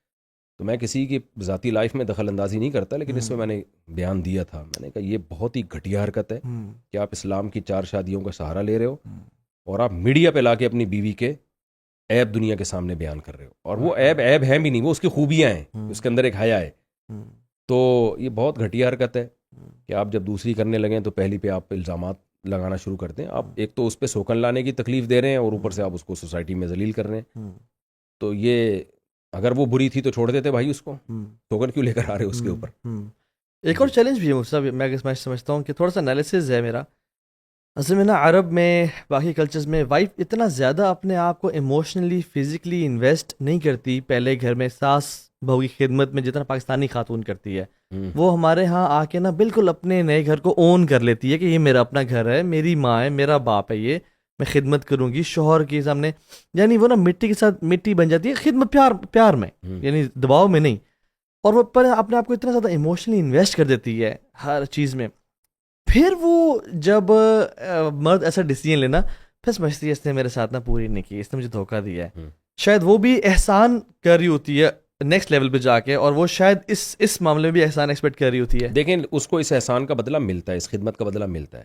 میں نے دیکھا ہے جو لڑکیاں سسرال میں ساس سسر کی خدمت کرتی ہیں, جب ان پہ سوکن آتی ہے تو وہ سسرال اس بہو کو فیور دے رہا ہوتا ہے, نو ڈاؤٹ, اپنے بیٹوں کو فیور نہیں دیتا. بالکل ایسا ہی ہے. تو اس کا بدلہ اس کو ملتا ہے. اکثر یہی وجہ ہے کہ دوسری شادی کر کے لوگ الگ رکھ رہے ہوتے ہیں, اس کو اس گھر میں ایڈجسٹ نہیں کرتے. تو ٹھیک ہے, یہ بھی صحیح ہے, ہمیں اس پہ کوئی اعتراض نہیں ہے کہ جس نے خدمت کی آپ کے ماں باپ کی وہ اب یہاں رہے گی, وہ اس کو زیادہ جو جائز حد تک پروٹوکول ہے وہ مل جائے, دوسری کو آپ الگ گھر لے کے دیں. لیکن بیگم کو ڈس اپوائنٹمنٹ اپنے ہسبینڈ سے ہوتی ہے کہ تم نے, ہاں, اس کو بے وفائی نہ سمجھا جائے. دیکھیں اب تو میڈیکل سائنس میں بھی بولنا شروع کر دیا ہے, تو ڈاکٹروں نے, لبرل انٹیوں نے بولنا شروع کر دیا جو ڈاکٹر ہیں, جی بالکل صحیح, کہ مرد کی نیڈ ہے, یہ ظلم ہے اس کے اوپر کہ اس کو دوسری کی اجازت نہ دی جائے. یورپ نے اجازت نہیں دی, تو وہ دیکھیں اس کا, میں نے اپنی جو کتاب ہے 4 شادیوں میں, اس میں جرمنی کی خواتین کے ریفرنس دیے ہیں 100 سال پہلے. وہاں خواتین نے تحریک چلائی تھی کہ مردوں کو 4 شادیوں کی اجازت دو, کیونکہ ہمیں شوہر نہیں مل رہا, ہم شوہر لیس ہو گئی, ہمیں بے وقوفوں سے شادی کرنی پڑ رہی ہے. تو یہ وہ پہلے وہ تو بھگت چکے ہیں, ان کا تو اب سوسائٹی اور آپ تو افتاح کا کام کرتے ہیں, آپ کو بھی, اور میرے سامنے بھی نا اتنے ڈائیورس کیسز آتے ہیں کہ, اور یہ شیطان نے جو اٹیک کیا ہوا ہے نا ہمارے بیسک جو فیبرک ہے مسلم سوسائٹی کی شادی, اس کو طلاق دلوانے میں, اور وہ جو شیطان اپنے پاس بٹھاتا ہے کہ تم نے میاں بیوی کے بیچ پھڈا کروایا, اتنے کیسز ڈائیورس کے ہو رہے ہیں. تو اب وہ جو بیوہ خاتون ہے وہ کہاں جائے بیسکلی؟ تو اس کا سلوشن تو ڈیفینیٹلی اس میں ہے, لیکن میں سمجھتا ہوں کہ تربیت, میں سمجھتا ہوں ہمارے علماء کو, جو لوگ ہیں ان کو کرنا, پہلے تربیت کرنا, اور پھر کہنا کہ یہ جب تم تیار ہو جاؤ نا پھر فوراً سے کرو انشاءاللہ. اصل میں تربیت بھی وہ کرے نا, تو پہلے خود کرے تو صحیح نا دوسری شادی. علماء تو کر ہی نہیں رہے, تو وہ بیچارے وہ کیسے تربیت کریں گے؟ اگلا کہے گا کر کے دیکھو پتہ چلے گا پھر تربیت کرنا. میں اس لیے کانفیڈنٹلی بول لیتا ہوں کہ میں تحریک میں نے یہ چلائی تھی 2003 میں. اچھا, جب میں یعنی ایک بیوی تھی میری, ٹھیک, اور میں چلا رہا تھا یہ. اچھا, تو پھر میں نے کی شادی, اور بھگتا, طبیعت سے بھگتا میں. میرے دوستوں کو پتا ہے کہ کیا حال ہو گیا تھا میرا. پھر میں نے جب تیسری کی تو ڈبل بھگتا میں. اچھا, یعنی ایسا ایک بھی میری شادی نہیں ہے کہ ایسے شادی ہوئی اور لڈو بٹنا شروع ہو گئے. ری ایکشن ہر دفعہ میں ہوتا ہے. چوتھی میں ذرا کم ری ایکشن ہوا تھا, وہ گھر والے شاید عادی ہو گئے تھے کہ یار یہ تو باز نہیں آیا, لیکن تیسری تک میں بھی ٹھیک ٹھاک ری ایکشن ہوا تھا. تو آپ کے پاس صبر کے علاوہ کوئی آپشن نہیں ہوتا, بس ٹھیک ہے بھائی, ہر ایکشن کا ری ایکشن ہے. نیوٹن نے ایسا نیچرلی خیال آیا کہ مفتی صاحب میں تو کہہ رہا ہوں سکون کے لیے دوسری شادی تیسری شادی, آپ تو کہہ رہے ہیں اتنا ری ایکشن آئے گا تو سکون تو گیا لائف سے. یہ بہت بہترین سوال ہے آپ کا کہ پھر فائدہ کیا. دیکھیں, جب سوسائٹی میں کسی چیز کی ضرورت ہو تو عیش پرست آدمی تو یہ بات کہہ سکتا ہے, عیاش آدمی, کہ چونکہ میرا سکون اس میں خراب ہو رہا ہے لہذا میں نہیں کر رہا. اب اس کو اس سے کوئی غرض نہیں ہے کہ سوسائٹی کا اس کو فائدہ ہو رہا ہے, سوسائٹی کا نقصان ہو رہا ہے, لڑکیوں زنا کی طرف جا رہی ہیں, بیوہ عورتوں کا بیڑا غرق ہو رہا ہے, اس کو اس سے کوئی لینا دینا نہیں. لیکن مسلمان کے سوچنے کی یہ چیز نہیں ہے. آپ کے کنٹری پہ اگر کوئی دشمن اٹیک کرتا ہے, فوجیوں کا سکون کس میں ہے؟ جا کے لڑنے میں یا آرام سے بیرکوں میں بیٹھنے میں؟ اب آفیسر کہہ رہا ہے جا کے لڑو, دشمن سے اٹیک ہوا ہے, کہہ رہے سکون تو اس میں ہے کہ ہم یہاں آرام سے بیٹھیں, لائف کو انجوائے کریں. وہ کہہ رہے تمہارے سکون کا نتیجہ پورے ملک کو بھگتنا پڑے گا, اور تمہارا بھی سکون بعد میں برباد ہوگا. تو جو سکون کی خاطر ایک بیوی رکھتے ہیں نا اور سوسائٹی میں 2 شادیوں کو پروموٹ نہیں کر رہے, جب ان کی اپنی بیٹیاں جوان ہوتی ہیں, میں ایسے علماء کو جانتا ہوں جو ساری زندگی دوسری شادی کی مخالفت کرتے رہے ہیں کہ سکون برباد ہوتا ہے, جب ان کی بیٹیاں جوان ہوئی ہیں رشتے کشکول لے کے نہ پھرتے رہے ہیں کہ یار کوئی ہماری بچی سے کوئی ڈھنگ کا آدمی شادی کر لے, میں کہتا ہوں اب سکون کا جنازہ نکل رہا ہے یہاں پہ. جس کے بیٹی پیدا ہو گئی اس کا سکون تو آج ہماری سوسائٹی میں اسی دن سے ختم ہو گیا. یہی وجہ ہے کہ لبرل لوگوں نے تو اب شادی بیاہ کی باتیں ہی چھوڑ دی ہیں, گرل فرینڈ بوائے فرینڈ پہ آ گئے ہیں کہ یار یہ بہت مشکل کام ہے شادی بیاہ. مذہبی لوگ تو نہیں کر سکتے, گدھے گھوڑوں والی زندگی نہیں گزار سکتے. بالکل. تو قربانی دے کے آپ کو سوسائٹی میں اس کو پروموٹ کرنا پڑے گا. کچھ لوگ قربانی کا بکرا بنیں گے, ٹھیک ہے نا, تو ہی ہوگا. لیکن ویسے میں ایک بات بتا رہا ہوں کہ اب لوگ ڈرنا جائیں گے بہت زیادہ, اس کا مطلب قربانی کا بکرا تو بننا ہی پڑے گا. تو یقیناً بننا پڑے گا آپ کو. یہ سکون اور لڈو والا کام نہیں ہے. میری آمدن کا 90% حصہ میرے گھر میں بچوں پہ خرچ ہو رہا ہے. کچھ جو نام نہاد لبرل لوگ ہیں وہ اس کو عیاشی قرار دے سکتے ہیں. وہ تو کہیں گے یار یعنی یہ پیسے میں بچا لیتا تو میں کیا کچھ نہیں کر لیتا. تو تعلیم پہ خرچ ہو رہا ہے, علاج پہ خرچ ہو رہا ہے, جو بھی یعنی گھر کے کرائے پہ خرچ ہو رہا ہے, گیس بجلی پہ, یہ تو اللہ مدد کر رہا ہے. تو عیاشی کو تو اس کو نہیں کہہ سکتے میرا خیال ہے. اور اس کے علاوہ جو سوکنوں کے مسائل, ادھر چلے گئے ادھر, اس کو وہاں کیوں زیادہ دیر بیٹھ گئے, وہاں کیوں زیادہ, یہ تو ہے. یہ تو ایک میں تو لوگوں کو لطیفہ سناتا ہوں کہ ایک آدمی گیا دوسری شادی والوں کو بتاتا ہوں, جب وہ کہتے ہیں نا صاحب یہ کتنے دنوں کی ٹینشن ہے, میں کہتا ہوں دیکھو ایک آدمی کسی نجومی کے پاس گیا, اس کو ہاتھ دکھایا, نجومی نے کہا تم 10 سال تک غریب رہو گے. بڑا خوش ہو گیا. ویسے نجومیوں کو کچھ پتہ نہیں چلتا ہے, صرف ایک لطیفہ ہے یہ. یار چلو 10 سال کے بعد پیسہ آئے گا. تو کہتے ہیں پھر 10 سال کے بعد کیا ہوگا, کہہ رہے پھر تمہیں غربت کی عادت ہو جائے گی. تو میں لوگوں سے کہتا ہوں دوسری شادی کے بعد 1 سال تک ٹینشن ہوگی. وہ کہتے ہیں پھر کیا, میں کہتا ہوں پھر ٹینشن کی عادت ہو جائے گی, انجوائے کرنا اسی کا. تو ٹینشن تو ہے, لیکن ایک بات یہ کہ چونکہ ہے حلال, اور قرآن کہتا ہے زُیِّنَ لِلنَّاسِ حُبُّ الشَّهَوَاتِ مِنَ النِّسَاءِ, اللہ نے مرد کے لیے سب سے اٹریکٹیو عورت کو بنایا, سب سے اٹریکٹیو عورت کو. اور اللہ نے بیوی کو پیدا کیا لِتَسْكُنُوا إِلَيْهَا, تمہیں سکون ملے گا اس کا رزلٹ یہ ہوگا. تو ان ٹینشنوں میں صرف ٹینشن برائے ٹینشن نہیں ہے, اس میں سکون بھی بہت ہے. مجھے دیکھ لینا اتنی ٹینشنوں کے باوجود میں الحمدللہ مسکرا رہا ہوں, تو اس کا مطلب کچھ تو ہے نا. کیا خیال ہے, کچھ تو ہے اس میں, کوئی فائدہ ہے. تو برکت رکھی ہے اللہ نے اس میں, آپ کو اولاد ملتی ہے, آپ کو بیوی کی محبت بھی تو ملتی ہے نا. بھائی آپ کی بیوی اگر آپ سے لڑ رہی ہے تو وہ لڑ بھی تو آپ کی محبت میں رہی ہے نا. تو یہ محبت آپ کو بیوی سے ملتی ہے, پھر بیوی کو شوہر سے محبت میں. اچھا آپ کی 2 بیویاں ہوتی ہیں تو آپ کا بھی دل زیادہ مائل ہوتا ہے, آپ ایک کی خامی برداشت کر لیتے ہو کہ ٹھیک ہے یار اس میں اگر یہ خامی ہے تو میرے لیے برداشت کرنا آسان ہے. ایک بیوی اگر آپ کی خدمت نہیں کرتی ہے تو آپ برداشت کر لو گے, یار وہ تو کر رہی ہے نا, ایک ہی انڈا وہ بھی گندا. تو ایک آدمی میرے پاس آیا, کہتا میری بیوی ہے کم بخت جو ہے, نہ اس کی بات چیت کا انداز اچھا ہے نہ شکل اچھی ہے. کچھ تو اچھا ہوتا نا. میں کہتا 2 بیویاں ہوتی تو یار اس کی شکل اچھی نہیں تو اس کی شکل اچھی ہے, اس کے اخلاق اچھے نہیں تو چلو اس کے اخلاق اچھے ہیں, وہ کھانا نہیں اچھا پکاتی تو چلو اس کو کچھ بھی اچھا نہیں ہے, کھانا اچھا ہے اس کا. تو آدمی کا ظرف بڑا ہو جاتا ہے. بالکل. تو اب میں ویسے تو اس ٹینشن سے نکل چکا ہوں, ظاہر ہے 10-15 سال جھگڑے بہت ہو گئے ہمارے, اب سکون آ گیا ہے. اور ایک ٹائم ہوتا ہے بچے بڑے ہونے لگتے ہیں تو پھر آ ہی جاتا ہے سکون. تو فائدے بھی ہیں, ایسا نہیں ہے, فائدے بھی بہت ہیں. انسان کو ذہنی سکون بھی ملتا ہے ان ٹینشنوں میں. یہ اس کی مثال ایسے ہے جیسے کوئی یہ بے سکونی لوگ کہتے ہیں نا مفتی صاحب آپ اس بے سکونی سے دستبردار ہو جاؤ, تو میں کہتا ہوں یہ ٹینشن مجھے بہت مہنگا ہے. اس کی مثال ایسے ہے جیسے کوئی آدمی بنس روڈ پہ نہاری کھا رہا ہو, دھوپ نچوڑ کے لال مرچیں چھڑکا کے, جب وہ کھا رہا ہوتا ہے اس کے ناک سے پسینہ بھی نکل رہا ہے, ہل بھی رہا ہے, مرچیں لگ رہی ہیں, اور بڑی ٹینشن میں آپ کو لگے گا. آپ اس کے پاس گئے, بولا یار یہ ٹینشن مجھے لے دو. وہ کہے گا میں نے باقاعدہ پیسوں سے یہ ٹینشن خریدی ہے. ٹینشن ہے لیکن اس ٹینشن کے اندر ایک بہت بڑی لذت بھی چھپی ہوئی ہے. تو 4 بیویاں 3 بیویاں یقیناً ٹینشن ہے, لیکن ہیں تو وہ بیویاں بھائی, وہ عورت ہے, اس سے آپ کو اولاد مل رہی ہے, اس سے آپ کو محبت مل رہی ہے, آپ کا خاندان آباد ہو رہا ہے, بڑھ رہا ہے آپ کا خاندان, محبتیں مل رہی ہیں آپ کو. ریلیشن سے زیادہ انسان کے لیے کوئی قیمتی چیز دنیا میں ہے ہی نہیں. گوروں کے پاس سب کچھ ہے, ریلیشن نہیں ہے, تبھی تو خودکشیوں کو ریشو بہت زیادہ ہے. تو ریلیشن کی بڑی اس اللہ نے اس انسان کی جو نیچر بنائی ہے وہ خاندان میں، جس کو ہندی میں آج کل پریوار کہتے ہیں نا، پریوار میں رہتا ہے وہ، تو خاندان اس کے لیے ایک بہت بڑی نعمت ہے. تو ان ٹینشنوں میں یہ نعمتیں بھی ملتی ہیں آپ کو. اور سب سے بڑی بات یہ کہ جب آپ اللہ کے لیے کام کر رہے ہو، یعنی اللہ کی پرمیشن سے کر رہے ہو، تو حوصلہ بھی ملتا ہے اللہ اجر کی نیت سے کر رہے ہو. مجھے یاد ہے جب میری دوسری وائف سے میری دوسری بیٹی کی ولادت کا وقت تھا، تو رمضان تھا، میرے پاس 1 روپیہ بھی نہیں تھا، ڈیلیوری کے پیسے نہیں تھے. اچھا، مجھے ہمارے ایک دوست نے تانا دیا کہ مفتی صاحب آپ کہہ رہے ہیں آپ کے وائف کو آپ ہاسپٹل میں لے کے جانے والے ہیں 1 آدھ دن میں، آپ تو پیسے ویسے ہیں نہیں، بچے آپ کے پیدا ہو رہے ہیں. میں نے اس سے کہا یار یہ تو جب اللہ نے کہا ہے کہ غربت کی وجہ سے نسل روکنے کے تو حرام ہے، ویسے ہی حرام ہے. اللہ نے کہا نحن نرزقکم وایاہم، ہم تمہیں بھی روزی دیں گے ان کو بھی. تو میں کس بیس پہ روکوں؟ اگر میں پیسوں کی کمی کی بیس پر نسل روک لوں، میں دنیا کو کیسے کہوں گا کہ نسل مت روکو؟ وہ میرے دوست ہیں، ان کا نام بھی شمل ہے، یعنی یہاں رہتے ہیں، ابھی جم چلا رہے ہیں، پورا ایک باڈی بلڈر بنے ہوئے ہیں آج کل.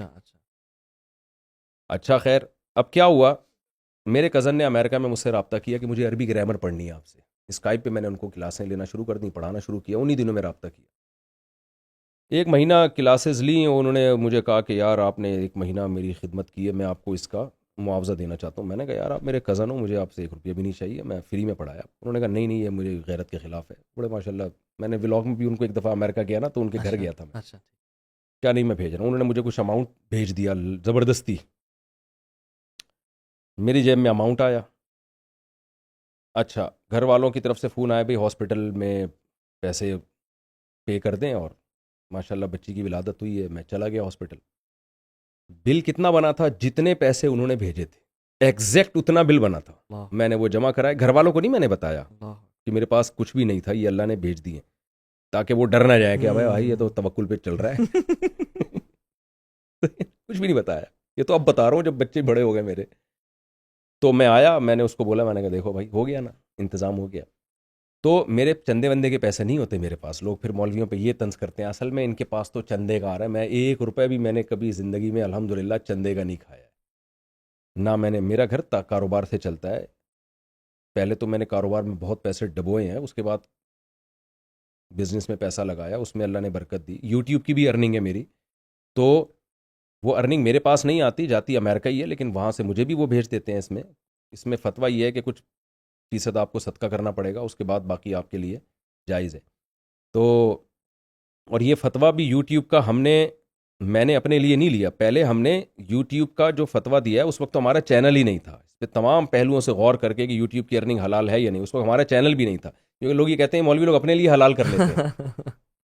صحیح، اپنے لیے حلال کر. اس وقت ہمارا چینل تھا ہی نہیں، نہ ہمارا زندگی میں کبھی چینل بنانے کا کوئی پروگرام تھا. تو لوگوں کے لیے، لوگوں کو سہولت دینے کے لیے اس پہ تمام پہلوؤں پہ غور کر کے اس کا فتویٰ دیا گیا کہ اگر اس میں چند فیصد صدقہ کر دیا جائے تو باقی رقم حلال ہے. تو پھر میں نے چینل خود بنایا بھی نہیں ہے، میرے پاس چینل کا پاسورڈ بھی نہیں ہے. یہ جو ہمارے ایڈمن ہیں احمد طالب میرا بیان سنتے تھے، میرا بیان سن کے انہوں نے داڑھی رکھی، ان کے گھر میں ماشاءاللہ دین آیا، تو انہوں نے پھر کہا کہ آپ کے بیانات میں چینل پہ بھیجوں، چینل بناؤں گا. چینل بنایا 2018 میں، اور پھر اس کو خود ہی مونیٹائز کیا، پھر خود ہی اکاؤنٹ کھولا، تو اس میں سے میرے اوپر بھی چھڑکاؤ کرنا شروع کر دیا انہوں نے. تو وہ بھی میری ایک سورس آف انکم ہے. اس کے علاوہ جامع رشید سے مجھے سیلری ملتی ہے، مسجد سے مجھے سیلری ملتی ہے. پھر میں نکاح بھی پڑھاتا ہوں، رجسٹرڈ کرتا ہوں، اس کی بھی ایک کمیشن رکھا ہوا ہے ہم نے کہ بھئی جب ہم اس کو باقاعدہ نادرہ سے رجسٹرڈ کر کے دے رہے ہیں. تو مجھے کبھی نہیں ایسا ہوا کہ مجھے کسی کے سامنے ہاتھ پھیلانا پڑے. جیسے جیسے بیویوں کی تعداد بڑھتی گئی، بچے بڑھتے گئے، خود بخود انکم بڑھتی گئی ہے. تو میں لوگوں سے کہتا ہوں اب کہاں سے آئے، کیسے آئے، یہ اللہ کا کام ہے. یجعل لہ ویرزقہ من حیث لا یحتسب، وہاں سے آئے گا جہاں سے تمہارا گمان بھی نہیں ہوگا. اور ایک بات آپ کے توسط سے جب آپ نے سوال پوچھ لیا ہے، لوگ اکثر کہتے ہیں یہ مولوی جو ہے نا وہ لالچی ہو گیا ہے اور یوں ہو گیا ہے اور پیسے کما رہا ہے. میرے باہر کے جتنے سفر ہوتے ہیں فری ہوتے ہیں، میرے کسی بیان کا 1 روپیہ بھی نہیں ہوتا. بلکہ جہاں کسی نے میرے بیان کا پیسہ رکھا ہے، میں نے اس کو باقاعدہ یوٹیوب پہ کلپ بنا کے اس کی حوصلہ شکنی کی ہے. میں نے کہا یہ اپنی طرف سے کیا ہے، اور آئندہ اس طرح کی کمپلین ہو تو مجھے بتائیں. ایک بات تو یہ. دوسری بات یہ کہ کچھ پیسے کمانے کے جائز طریقے ہیں لیکن نامناسب ہیں، میں وہ بھی استعمال نہیں کرتا. یعنی لوگ گاڑی تو دیکھ رہے ہیں میری، اور دیکھ رہے ہیں کہ مفتی صاحب کیسے ماشاءاللہ اتنی بڑی فیملی کو پال رہے ہیں. یہ نہیں دیکھ رہے کہ میں جائز طریقے سے جتنے کما سکتا ہوں نا، آپ کی سوچ ہوگی، بالکل، اور وہ ناجائز بھی نہیں ہے، لیکن صرف اس لیے نہیں کما رہا کہ جائز تو ہے لیکن نامناسب ہے۔ کتنی کمپنیوں نے مجھے آفر کیا ہے کہ آپ اپنا نام ہمیں دے دو ٹی ڈاٹ، آفر ہوئی ہے، تاجروں نے آفر کیا ہے کہ آپ ایم ڈاٹ کر دو یا کچھ بھی کر دو، MTM ہوگا نا، کمپنی ہم اس نام سے کھول لیتے ہیں، آپ صرف یہ بتا دینا میری کمپنی ہے، آپ کا اتنا پیسہ ہم گھر بیٹھے آپ کو دیں گے، یعنی شرکت کی بیس پہ۔ تو میں نے کہا نہیں، میں اپنے نام کا منجن نہیں بیچوں گا پیسہ کمانے میں۔ کتنے لوگ ہیں، میں تو صرف لوگوں کے ہوٹلوں کے افتتاح کرتا رہوں نا جا کے، یا لوگوں کی کمپنیوں کو پروموٹ کرتا رہوں، اس کے مجھے کتنے پیسے مل جائیں گے۔ میں صرف پروڈکٹ آپ کی، ہمیں یہاں کیا ہوا، کسی نے ایک ٹوپیاں لا کے رکھ دی کہ کوئی بھی مہمان آیا کریں تو یہ ٹوپی دیا کریں اس کو، آپ مجھے کیا پتا یہ آدمی اپنی کمپنی کو پروموٹ کر رہے ہیں میرے ذریعے سے، میں نے گفٹ دینا شروع کر دی، بعد میں پتا چلا بھائی یہ تو کمپنی ہے، تو میں نے فوراً پابندی لگائی۔ وہ آدمی مجھے اچھا خاصا شیئر دے سکتا تھا اس کا۔ میں یہاں جو ایک ریکارڈنگ کروا رہا ہوں، یہاں کسی کمپنی کی بوتل رکھ دوں میں، جی مارکیٹنگ، ساری اسٹریٹجیز مارکیٹنگ کروں، جی کتنا پیسہ میں کما سکتا ہوں۔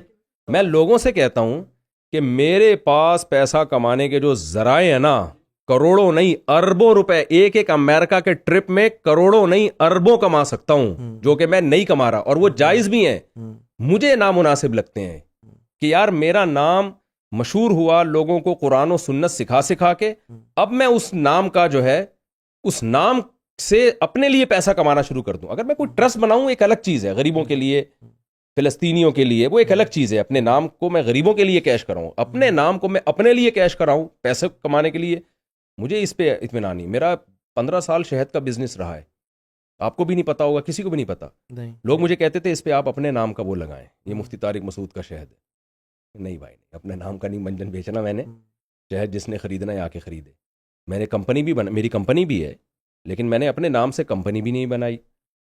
اور کوئی بھی جو بھی میرا بزنس ہے، کہیں بھی میں یہ کہیں ممبر پہ میں نے نہیں اناؤنسمنٹ کیا کہ بیٹھ کے یہ میرا بزنس ہے۔ مجھے یہ چیز غیر اخلاقی لگتی ہے۔ جو کر رہے ہیں وہ جائز کر رہے ہیں، ان پہ مجھے اعتراض نہیں ہے۔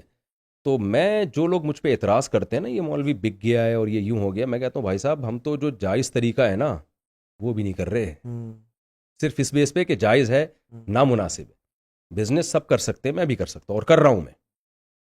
میں نے انویسٹمنٹ کی ہوئی ہے لوگوں کے ساتھ، کر رہا ہوں الحمدللہ، جن پہ مجھے اعتماد ہے اور اس کے مجھے فائدہ بھی ہو رہا ہے۔ پراپرٹی بھی لی، پھر میں نے جب ارننگ ہوئی تو اس کو بچا کے پراپرٹی لی، جو رینٹ پہ دی میں نے، وہ میرا رینٹ بھی آتا ہے، تو چندوں پہ نہیں ہے، اور کوئی غیر نامناسب طریقہ بھی الحمدللہ میں اب تک کی رپورٹ کے مطابق، ٹھیک ہے نا، میں استعمال نہیں کر رہا۔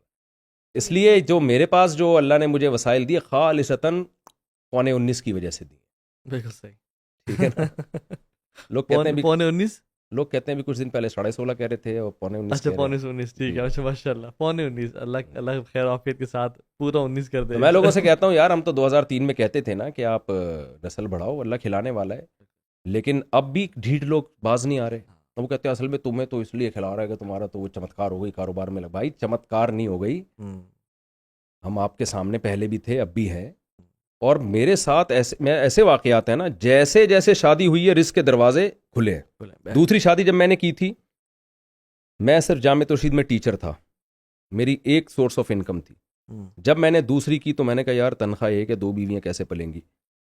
تو مجھے فوراً ایک مسجد میں امامت کی آفر آئی کہ ہمیں امام چاہیے، جامع ترشید آئے وہ لوگ، اردو اسپیکنگ امام ہو اور قرات اچھی ہو، تقریر اچھی جانتا ہو، ایسا امام چاہیے ہمیں۔ تو ہمارے استاذ نے ہمیں کہا بھائی صاحب یہ مسجد ہے، آپ چلے جائیں یہاں پہ۔ میں نے کہا بھائی میں امام نہیں بنا، بہت بڑے مسائل ہیں امام بننے میں، مسجدیں سنبھالنا آسان نہیں۔ انہوں نے کہا آپ چلے جائیں، یہ چلا گیا میں، تو انہوں نے مجھے گھر بھی دے دیا، تنخواہ بھی آئی۔ اسی 4 دن پہلے میری شادی ہوئی تھی۔ اللہ اکبر، یہ اللہ تعالیٰ دروازہ کھولتا ہے نا۔ کون کر رہا ہے جی؟ اس کو حسن اتفاق کہیں گے، وہی والا اتفاق ہو گیا، ڈورمن والا، بندر سے انسان اتفاق سے بن گئے۔ تو اتفاق میں کھاتے میں ڈالنا ہے تو سب ڈال دو۔ تو یہ صرف ایک کا واقعہ نہیں ہے، ایسے واقعات کی ایک طویل فہرست ہے۔ اللہ بتا رہا تھا کہ بھائی یہ اس وجہ سے ہو رہا ہے، اس وجہ سے ہو رہا ہے۔ اس لیے میں لوگوں سے ہمت کرو بھائی، یعنی اس کا سارا جو آپ کی اسٹوری کا کرکس یہ ہے کہ یار اللہ پہ توکل کرو, کچھ چیزیں اللہ کے لیے چھوڑ دو. توکل بھی کرو, محنت بھی کرو, خالی توکل کر کے بیٹھ جانا نہیں ہے یہ. تو پھر اگر میں وہاں امامت کو پھر بھی لات مار دیتا کہ نہیں بھی مجھے نہیں بھائی دین کی خدمت کا موقع بھی مل رہا ہے اور آپ کی ایک ذریعہ آمدن بھی ہو رہا ہے, تو پھر کیوں آپ پیچھے ہٹ رہے ہو؟ اصل میں انفارچونیٹلی توکل کی ڈیفینیشن ہی لوگوں کے ہاں بڑی عجیب ہے. توکل میں محنت اٹ سیلف شامل ہے, تو لوگ لیکن توکل کو صرف سمجھتے ہیں کہ آرام سے بیٹھ کے اللہ اللہ کرنا, وہ تو توکل خیر نہیں ہے. لیکن یہ کہ شادی اور اولاد تو ایک ہے, جیسا کثرت استغفار ہے, نیکیاں کرنا ہے, حج عمرہ کرنا ہے, بہت ساری چیزیں ہیں. تو اس ساری کا مقصد یہ کہ آپ بس کریں, اللہ کے احکامات پہ آنکھیں بند کر کے عمل کریں اور دیکھیں اللہ سبحانہ وتعالیٰ کس طرح سے آپ کے لیے رزق کے دروازے کھولتا ہے. اصل میں نا ہم لوگ بڑے میٹیریلزم کی پیداوار ہے نا. میں الحمدللہ میں نے جو پہلا عمرہ کیا نا, حج تو جامع ترشید نے ہمیں کرا دیا تھا, کسی نے اسپانسر کیا تھا, کسی نے ہدیتاً کروایا تھا. اللہ ان کی عمر میں برکت, مجھے پتہ بھی نہیں کون تھے, انہوں نے اپنا نام بھی چھپایا تھا اور کہا میں جامعہ کے چند اساتذہ کو بھیجنا چاہتا ہوں, اس میں میرا بھی نام آیا تھا. تو ان کے لیے تو ہم نے بڑی دعائیں کی وہاں جا کے, جو بھی غیب سے جس نے بھیجا ہے. مفتی عبدالرحیم صاحب تو جانتے تھے ان کو, لیکن آپ کو نہیں, اس نے نہیں ہمیں بتایا ہوا تھا. تو پھر میں نے جب میرے پاس کچھ پیسے جمع ہوئے نا, تو میں نے عمرہ کیا اس سے. حالانکہ اس وقت بھی میں ہینڈ ٹو ماؤتھ ہی چلتا تھا, کوئی زیادہ اضافی پیسے نہیں تھے, لیکن میں نے یہ سوچ کے یار ایک دفعہ جو ہے کسی نے تو کرا دیا تھا, اب اپنے خرچے پہ ایک دفعہ اللہ کے گھر کی زیارت کرو. تو وہی جو آپ کی بات ہے کہ حج عمرے پہ جو پیسہ خرچ ہوتا ہے ریٹرن ہو جاتا ہے. تو اس وقت بھی میں ہینڈ ٹو ماؤتھ ہی چلتا تھا, لیکن میرے پاس ایک رقم جمع ہوئی. میں نے کہا اللہ کیا کہے گا, دوسرے کے خرچے پہ آ گیا تو حج کرنے میرے گھر میں, تو ذرا اپنا بھی تو تیل نکال کے آنا. تو اس لیے پھر میں نے اس میں رمضان میں الحمدللہ عمرہ کیا. تو وہ بھی میں نے دیکھا کہ اللہ تعالیٰ لوٹا دیتا ہے, اللہ تعالیٰ لوٹا دیتا ہے. تو جو حج پہ خرچ ہو, عمرے پہ خرچ ہو, صدقہ خیرات میں خرچ ہو, رشتہ داروں پہ سب سے زیادہ مال میں برکت کا ذریعہ آپ اپنے بہن بھائیوں پہ خرچ کرو, تو اس میں تو روزی اللہ چھپڑ پھاڑ کے دینا شروع کر دے گا. صلہ رحمی. جی اس پہ بھی ایک بڑا دلچسپ واقعہ ہے, پھر کبھی سنائیں گے. ہمارے استاذ ہیں حضرت مفتی عبدالرحیم صاحب, جو میرے پیر و مرشد ہیں. ان کی عادت ہے وہ رات کو بخاری اپنے سرہانے رکھ کے سوتے ہیں. کہتے ہیں جب میں صبح اٹھتا ہوں نا, تو بخاری کھول کے دیکھتا ہوں, جو حدیث سامنے آ جائے میں نے یہ سوچا ہوا ہے کہ آج ایک دفعہ اس پہ لازمی عمل کروں گا میں فوراً. کہہ رہے ہیں اسی طرح میں ایک دفعہ سویا, تو جب تہجد پڑھتے ہیں پابندی سے, وہ کہتے ہیں میں نے جب تہجد میں آنکھ کھولی, میں نے حدیث کھولی تو اس میں تھی من ارادہ من احب ان ينسأ له في اثره فليصل رحمه. جو شخص چاہتا ہے کہ اللہ اس کی عمر میں برکت دے, وہ رشتے جوڑے. تو مجھے خیال ہوا کہ کوئی رشتے جوڑنے کے لیے کوئی کام کرنا پڑے گا الگ سے. تو کہتے ہیں کہ میرے پاس تھوڑی سی ایک اماؤنٹ پڑی ہوئی تھی, جو میں نے رکھی ہوئی تھی اپنی بچی کے شادی پہ, کوئی خرچہ وغیرہ ہوگا تو اس پہ کروں گا. کہہ رہے میری بھتیجی کی بھی شادی آنے والی تھی, تو میں نے سوچا کہ میں قربانی دیتا ہوں, یہ رقم اپنے بھائی کو دے دیتا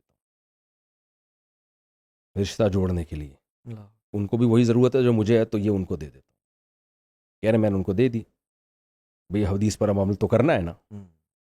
کہہ رہے اگلے دن ایک میرا شاگرد ہدیہ لے کر آیا, جس کے بارے میں مشہور تھا کہ یہ ایسا کنجوس ہے کہ اس کی جیب سے آج تک کسی کے لیے کوئی گفٹ نہیں نکلا. اور کہہ رہے ایک اماؤنٹ مجھے بہت اصرار کر کے مجھے گفٹ دے کے چلا گیا.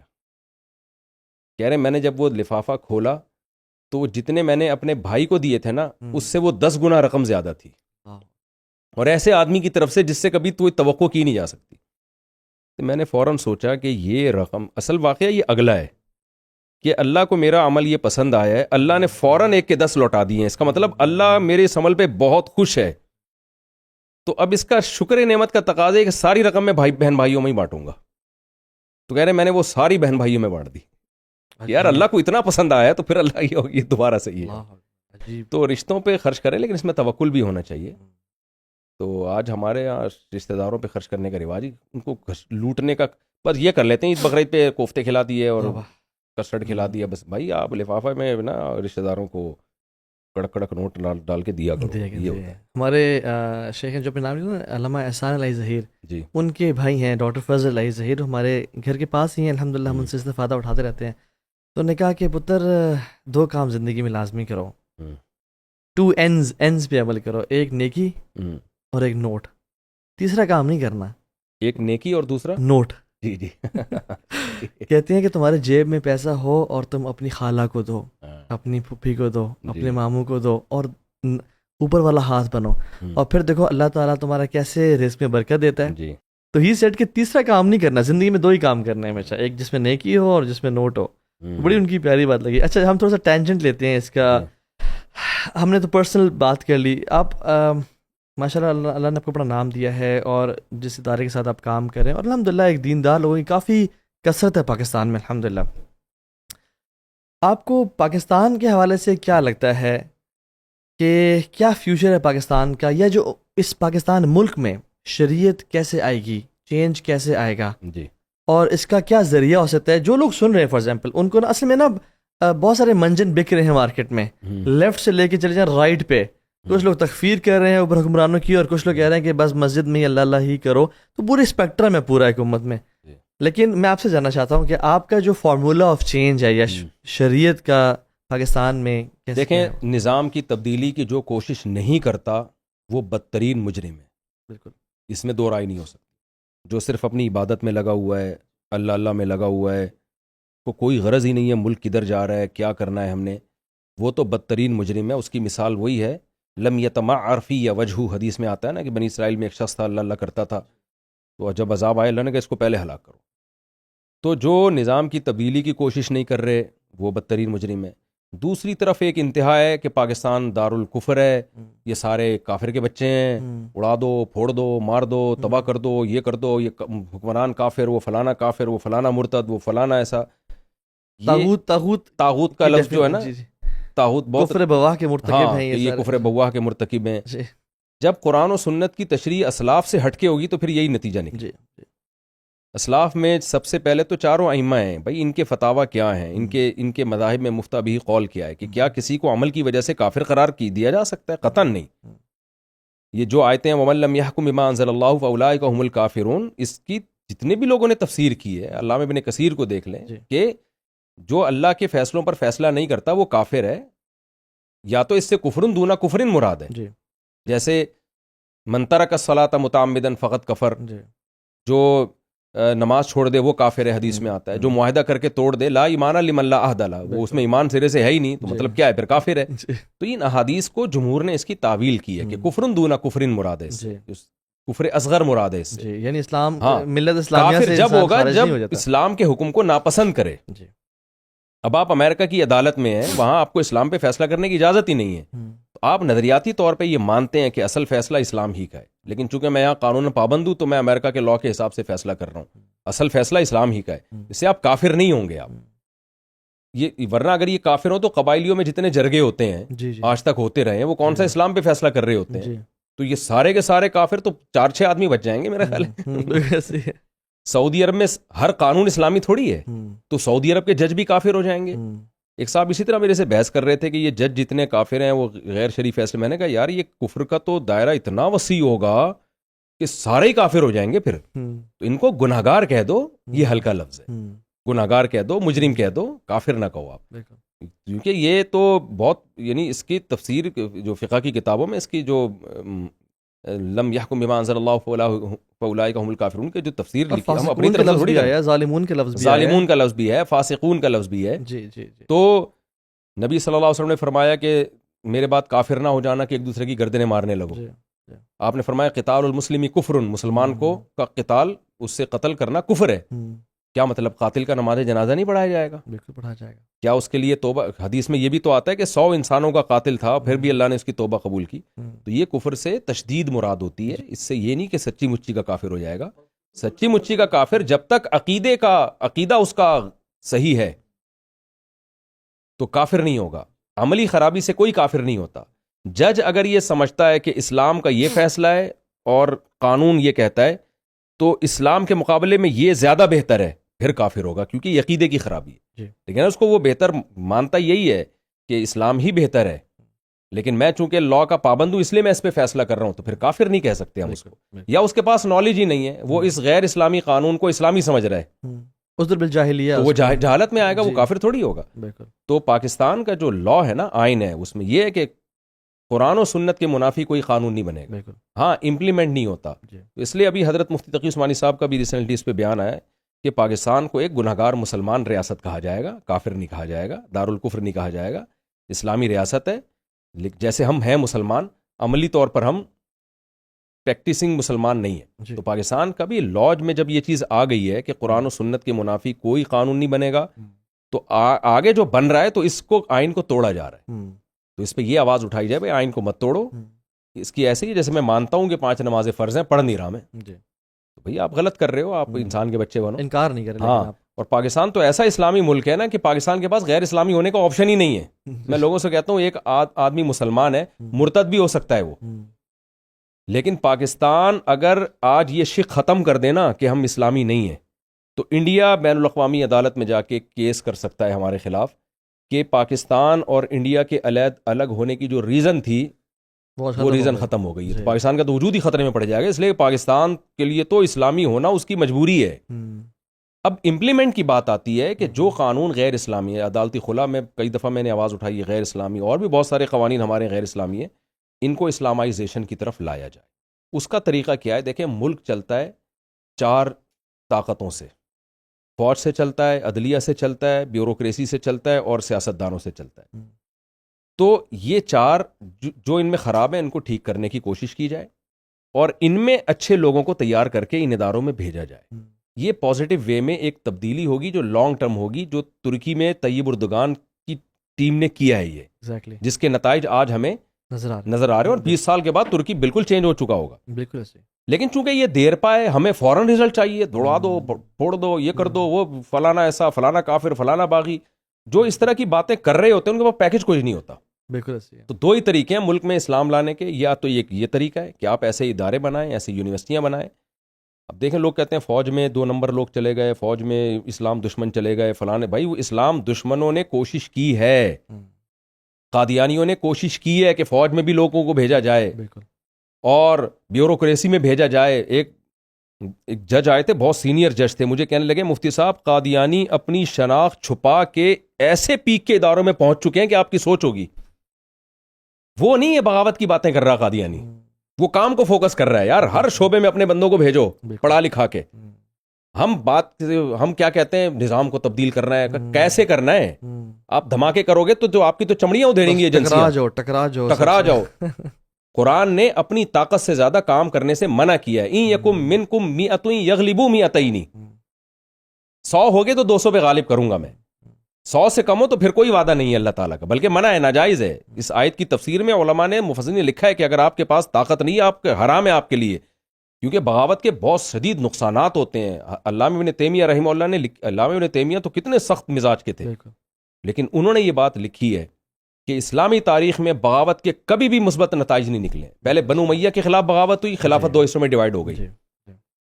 پھر بنو عباس کے خلاف بغاوت ہوئی, تو اس کا کیا, اس کے تو تاتاریوں نے واٹ لگا دی اس کی. پھر خلافت عثمانیہ آئی, تو خلافت عثمانیہ میں نوجوان خلافت عثمانیہ کے خلاف کھڑے ہو گئے. وہ ترک خلیفہ بار بار بولتا تھا بھئی یہ فرانس ہے جو تمہیں برغلار ہے ہمارے خلاف, تم بغاوت پہ آؤ گے, اسٹیٹ کو چیلنج کرو گے, تو اس کا فائدہ فرانس اور برطانیہ کو ہوگا. آج تو وہ ڈراموں میں وہ اس کی تاریخی الفاظ دکھائے جا رہے ہیں. وہی چیز ہم پاکستان میں دوران لیبیا میں کیا کیا ہے. تو یہ کیا ہو رہا ہے, سارے ملکوں کو ملا کے نا ایک خلافت قائم کر کے ایک خلیفہ بنانا چاہ رہے ہیں. اس سے ہوگا یہ کہ جتنے ہم رہ گئے ہیں نا, اس سے بھی ہاتھ دھو بیٹھیں گے. بالکل جیسے بنو امیہ کی خلافت الگ تھی, اور جب وہ بنو عباس کی خلافت بنی ہے اندلس میں الگ خلافت قائم ہوئی. اب ان دونوں میں کوئی دھماکے شروع کر دے کہ ان کو ایک پہ لانا ہے, تو ایک پہ تھوڑی آئیں گے, وہ دونوں ہی جائیں گے. تو اب بھائی جو اسلامی ملک لنگڑے لولے بچ گئے ہیں ان کی حفاظت کرو, اور پازیٹیو طریقے سے ان میں مثبت تبدیلی کی کوشش کرو. میں کہتا ہوں پاکستان کی مثال ایک پھل کی طرح ہے, اگر آپ کاٹیں گے تو آپ کی جھولی میں نہیں آئے گا, نیچے دشمن ٹوکرا رکھ کے بیٹھا ہوا ہے. تو ملک میں خلافت کے نام پہ تحریکیں چلانا, بغاوت کی باتیں کرنا, نظام کی تبدیلی کی باتیں کرنے پر گورنمنٹ کی طرف سے کوئی پابندی نہیں ہے. اس کا آؤٹ پٹ کیا ہوگا, آپ کے پاس پیکج کیا ہے, پلان کیا ہے, آپ نے اب تک کیا کیا ہے, کوئی پلان آپ کریں. تو آپ تو کچھ بھی نہیں کر رہے, تو باتوں کے علاوہ تو کچھ بھی نہیں ہے. تو بھائی کچھ کر کے دکھائیں آپ, پھر دنیا کہے گی ہاں بھائی یہ ایک راستہ ہے جس کا یہ نتیجہ بھی سامنے آ رہا ہے. یہ لوگ کہتے ہیں نتائج کے ہم مکلف نہیں ہیں, یہ بالکل غلط ہے, بالکل غلط ہے. ہم نتائج کے کچھ شریعت میں عبادات مقصودہ ہوتی ہیں، ان میں ہم نتائج کے مکلف نہیں ہوتے. وہ کام ہم نے روزہ فرض ہے رکھنا ہی رکھنا ہے، نماز فرض ہے پڑھنی ہے.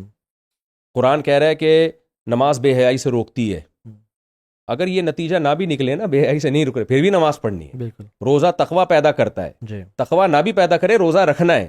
لیکن لڑائی کرنا یا تبلیغ کا کوئی طریقہ اختیار کرنا یہ خود مقصود نہیں ہے. اس کا اچھا رزلٹ نکلے گا تو یہ کام کیا جائے گا، نہیں نکلے گا تو صلح حدیبیہ بھی ہمارے سامنے. نبی نے جہاں دیکھا لڑائی سے فائدہ ہوگا لڑے ہیں، جہاں دیکھا فائدہ نہیں ہے جنگ ٹالی ہے. اس سے پتہ چلتا ہے جنگ بذات خود مقصد نہیں ہوتی، اس کا آؤٹ پٹ کیا ہے.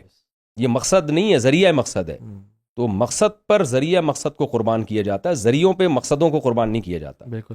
تو جو بھی بغاوت کی یا ملک میں نظام کی تبدیلی کی بات کر رہا ہے، کوئی سوٹیبل پیکج سامنے رکھے، پھر ہم اس کو پروموٹ کریں گے، اس کا حصہ بنیں گے. اور صرف باتیں ہی باتیں ہیں، وہ یہ باتیں کرنے پر تو گورنمنٹ کی طرف سے کوئی پابندی نہیں. الفتنہ تو اشد من القتل. میں اکثر مثال دیتا ہوں نا، جامعۃ الرشید ہے، اور بھی بہت سے ادارے ہیں. جامعۃ الرشید نے غزالی یونیورسٹی بنا لی، بھائی یونیورسٹی ہم بنائیں گے، ہمارے چھتری کے نیچے جب لوگ پڑھ کے بیوروکریسی میں جائیں گے، فوج میں جائیں گے، عدلیہ میں جائیں گے، سیاست ہمارے ہاتھ میں نہیں ہے.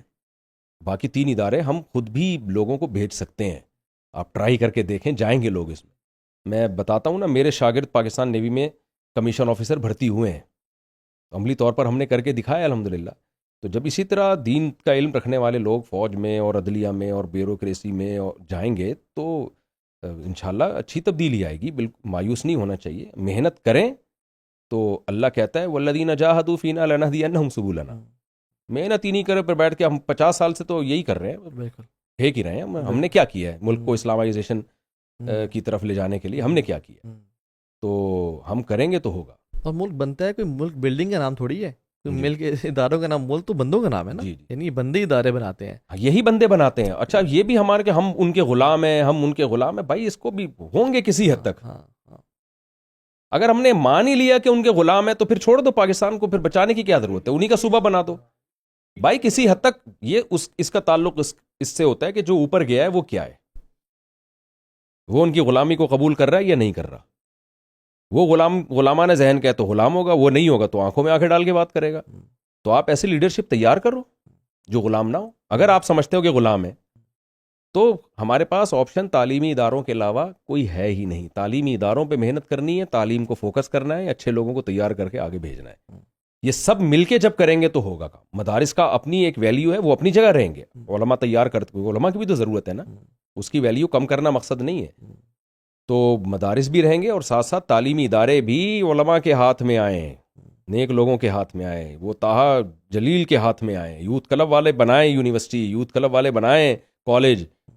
ابھی تو آپ کالجوں میں جا کے محنت کر رہے ہیں نا، کالج ہی آپ کا ہوگا پھر انقلاب آئے گا. بالکل. اور یہ آئی تھنک یہ لانگ ٹرم اسٹریٹجی ہے. جی ہاں جی ہاں جی. اور یہ دوسرے کو بلیم کرنے سے میں سمجھتا ہوں بلیم کرنے سے کچھ نہیں ہوگا، اپنا کردار ادا کرنا چاہیے. ہم یہی لگانا تو وہ مولوی کچھ نہیں کر رہا، وہ مولانا کچھ نہیں کر رہا، وہ خود بھی کچھ نہیں کر رہے ہوتے.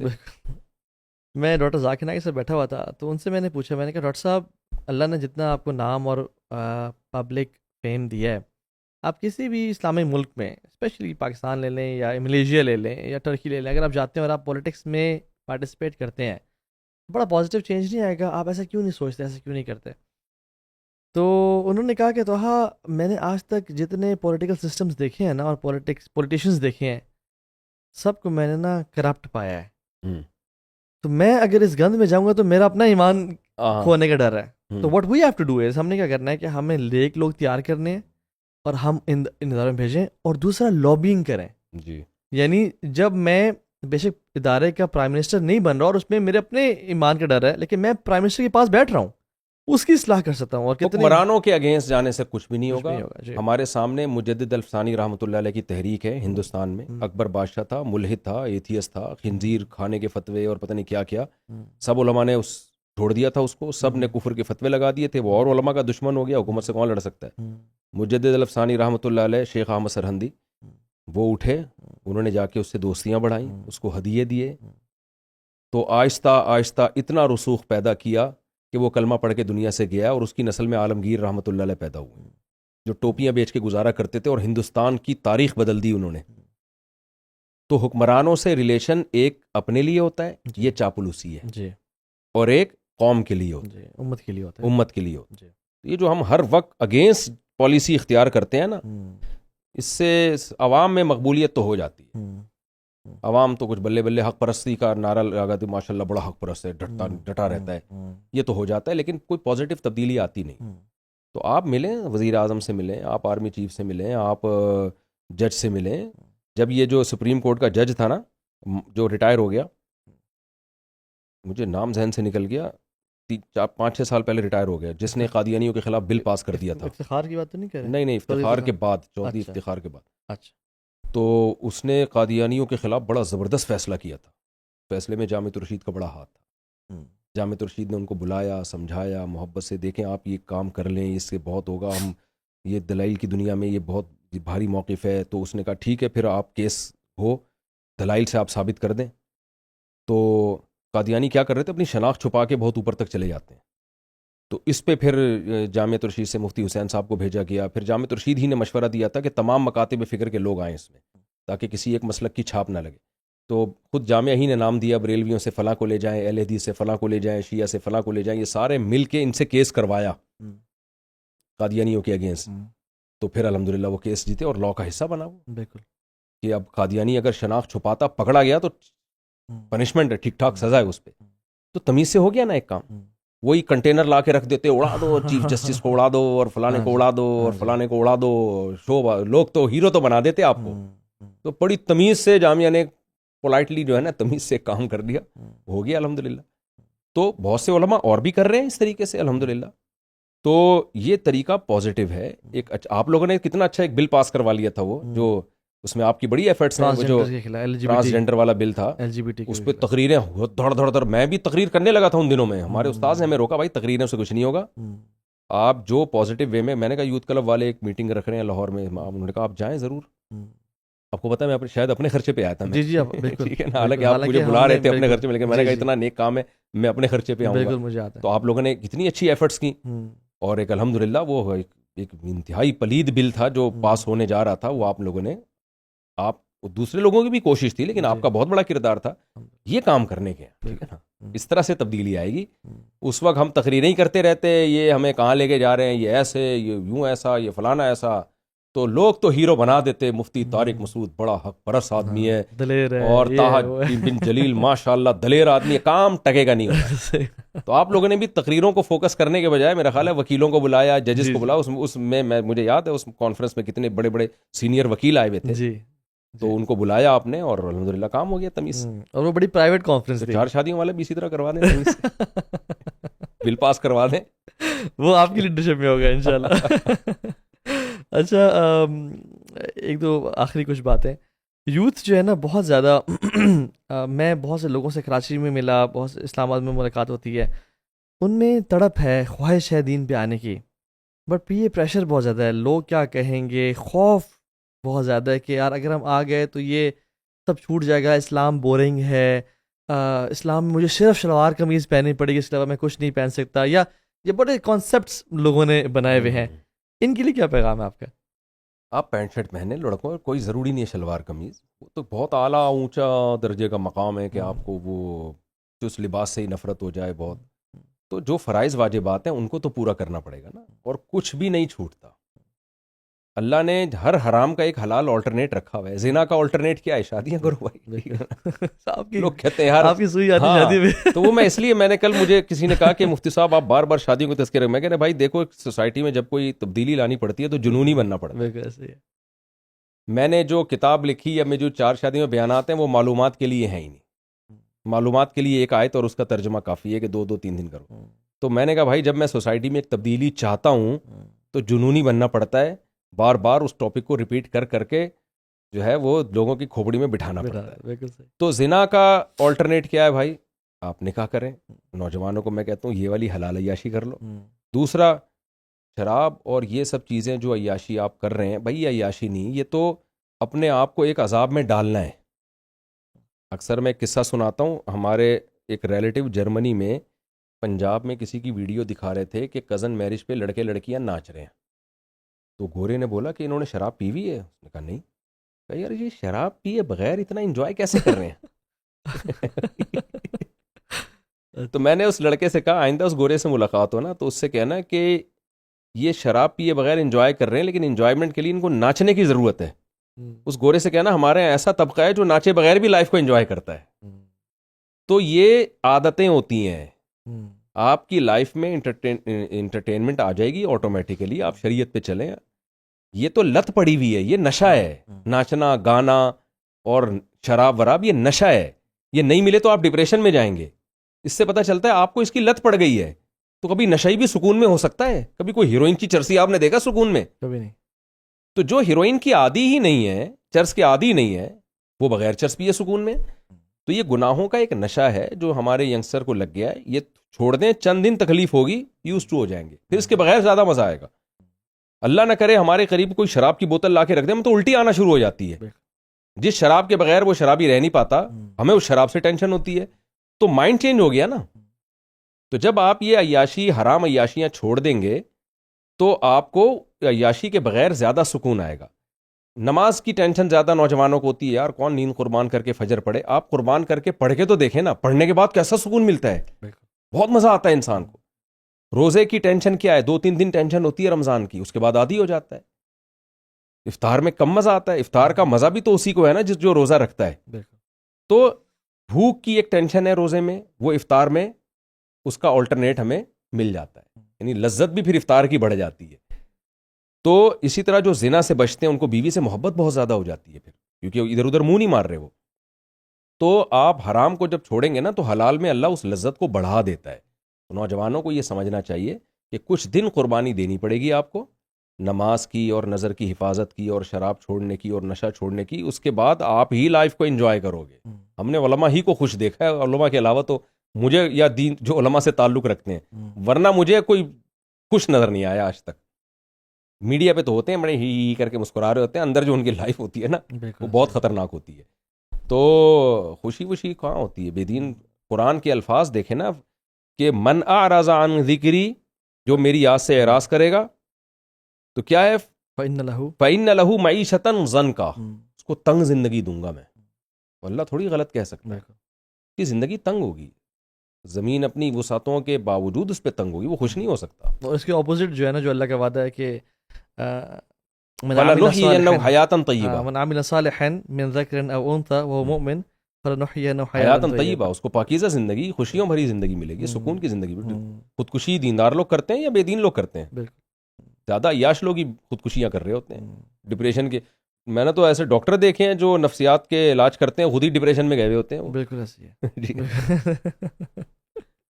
تو اس میں عیاشی دین پہ چلنے میں مزہ ہے.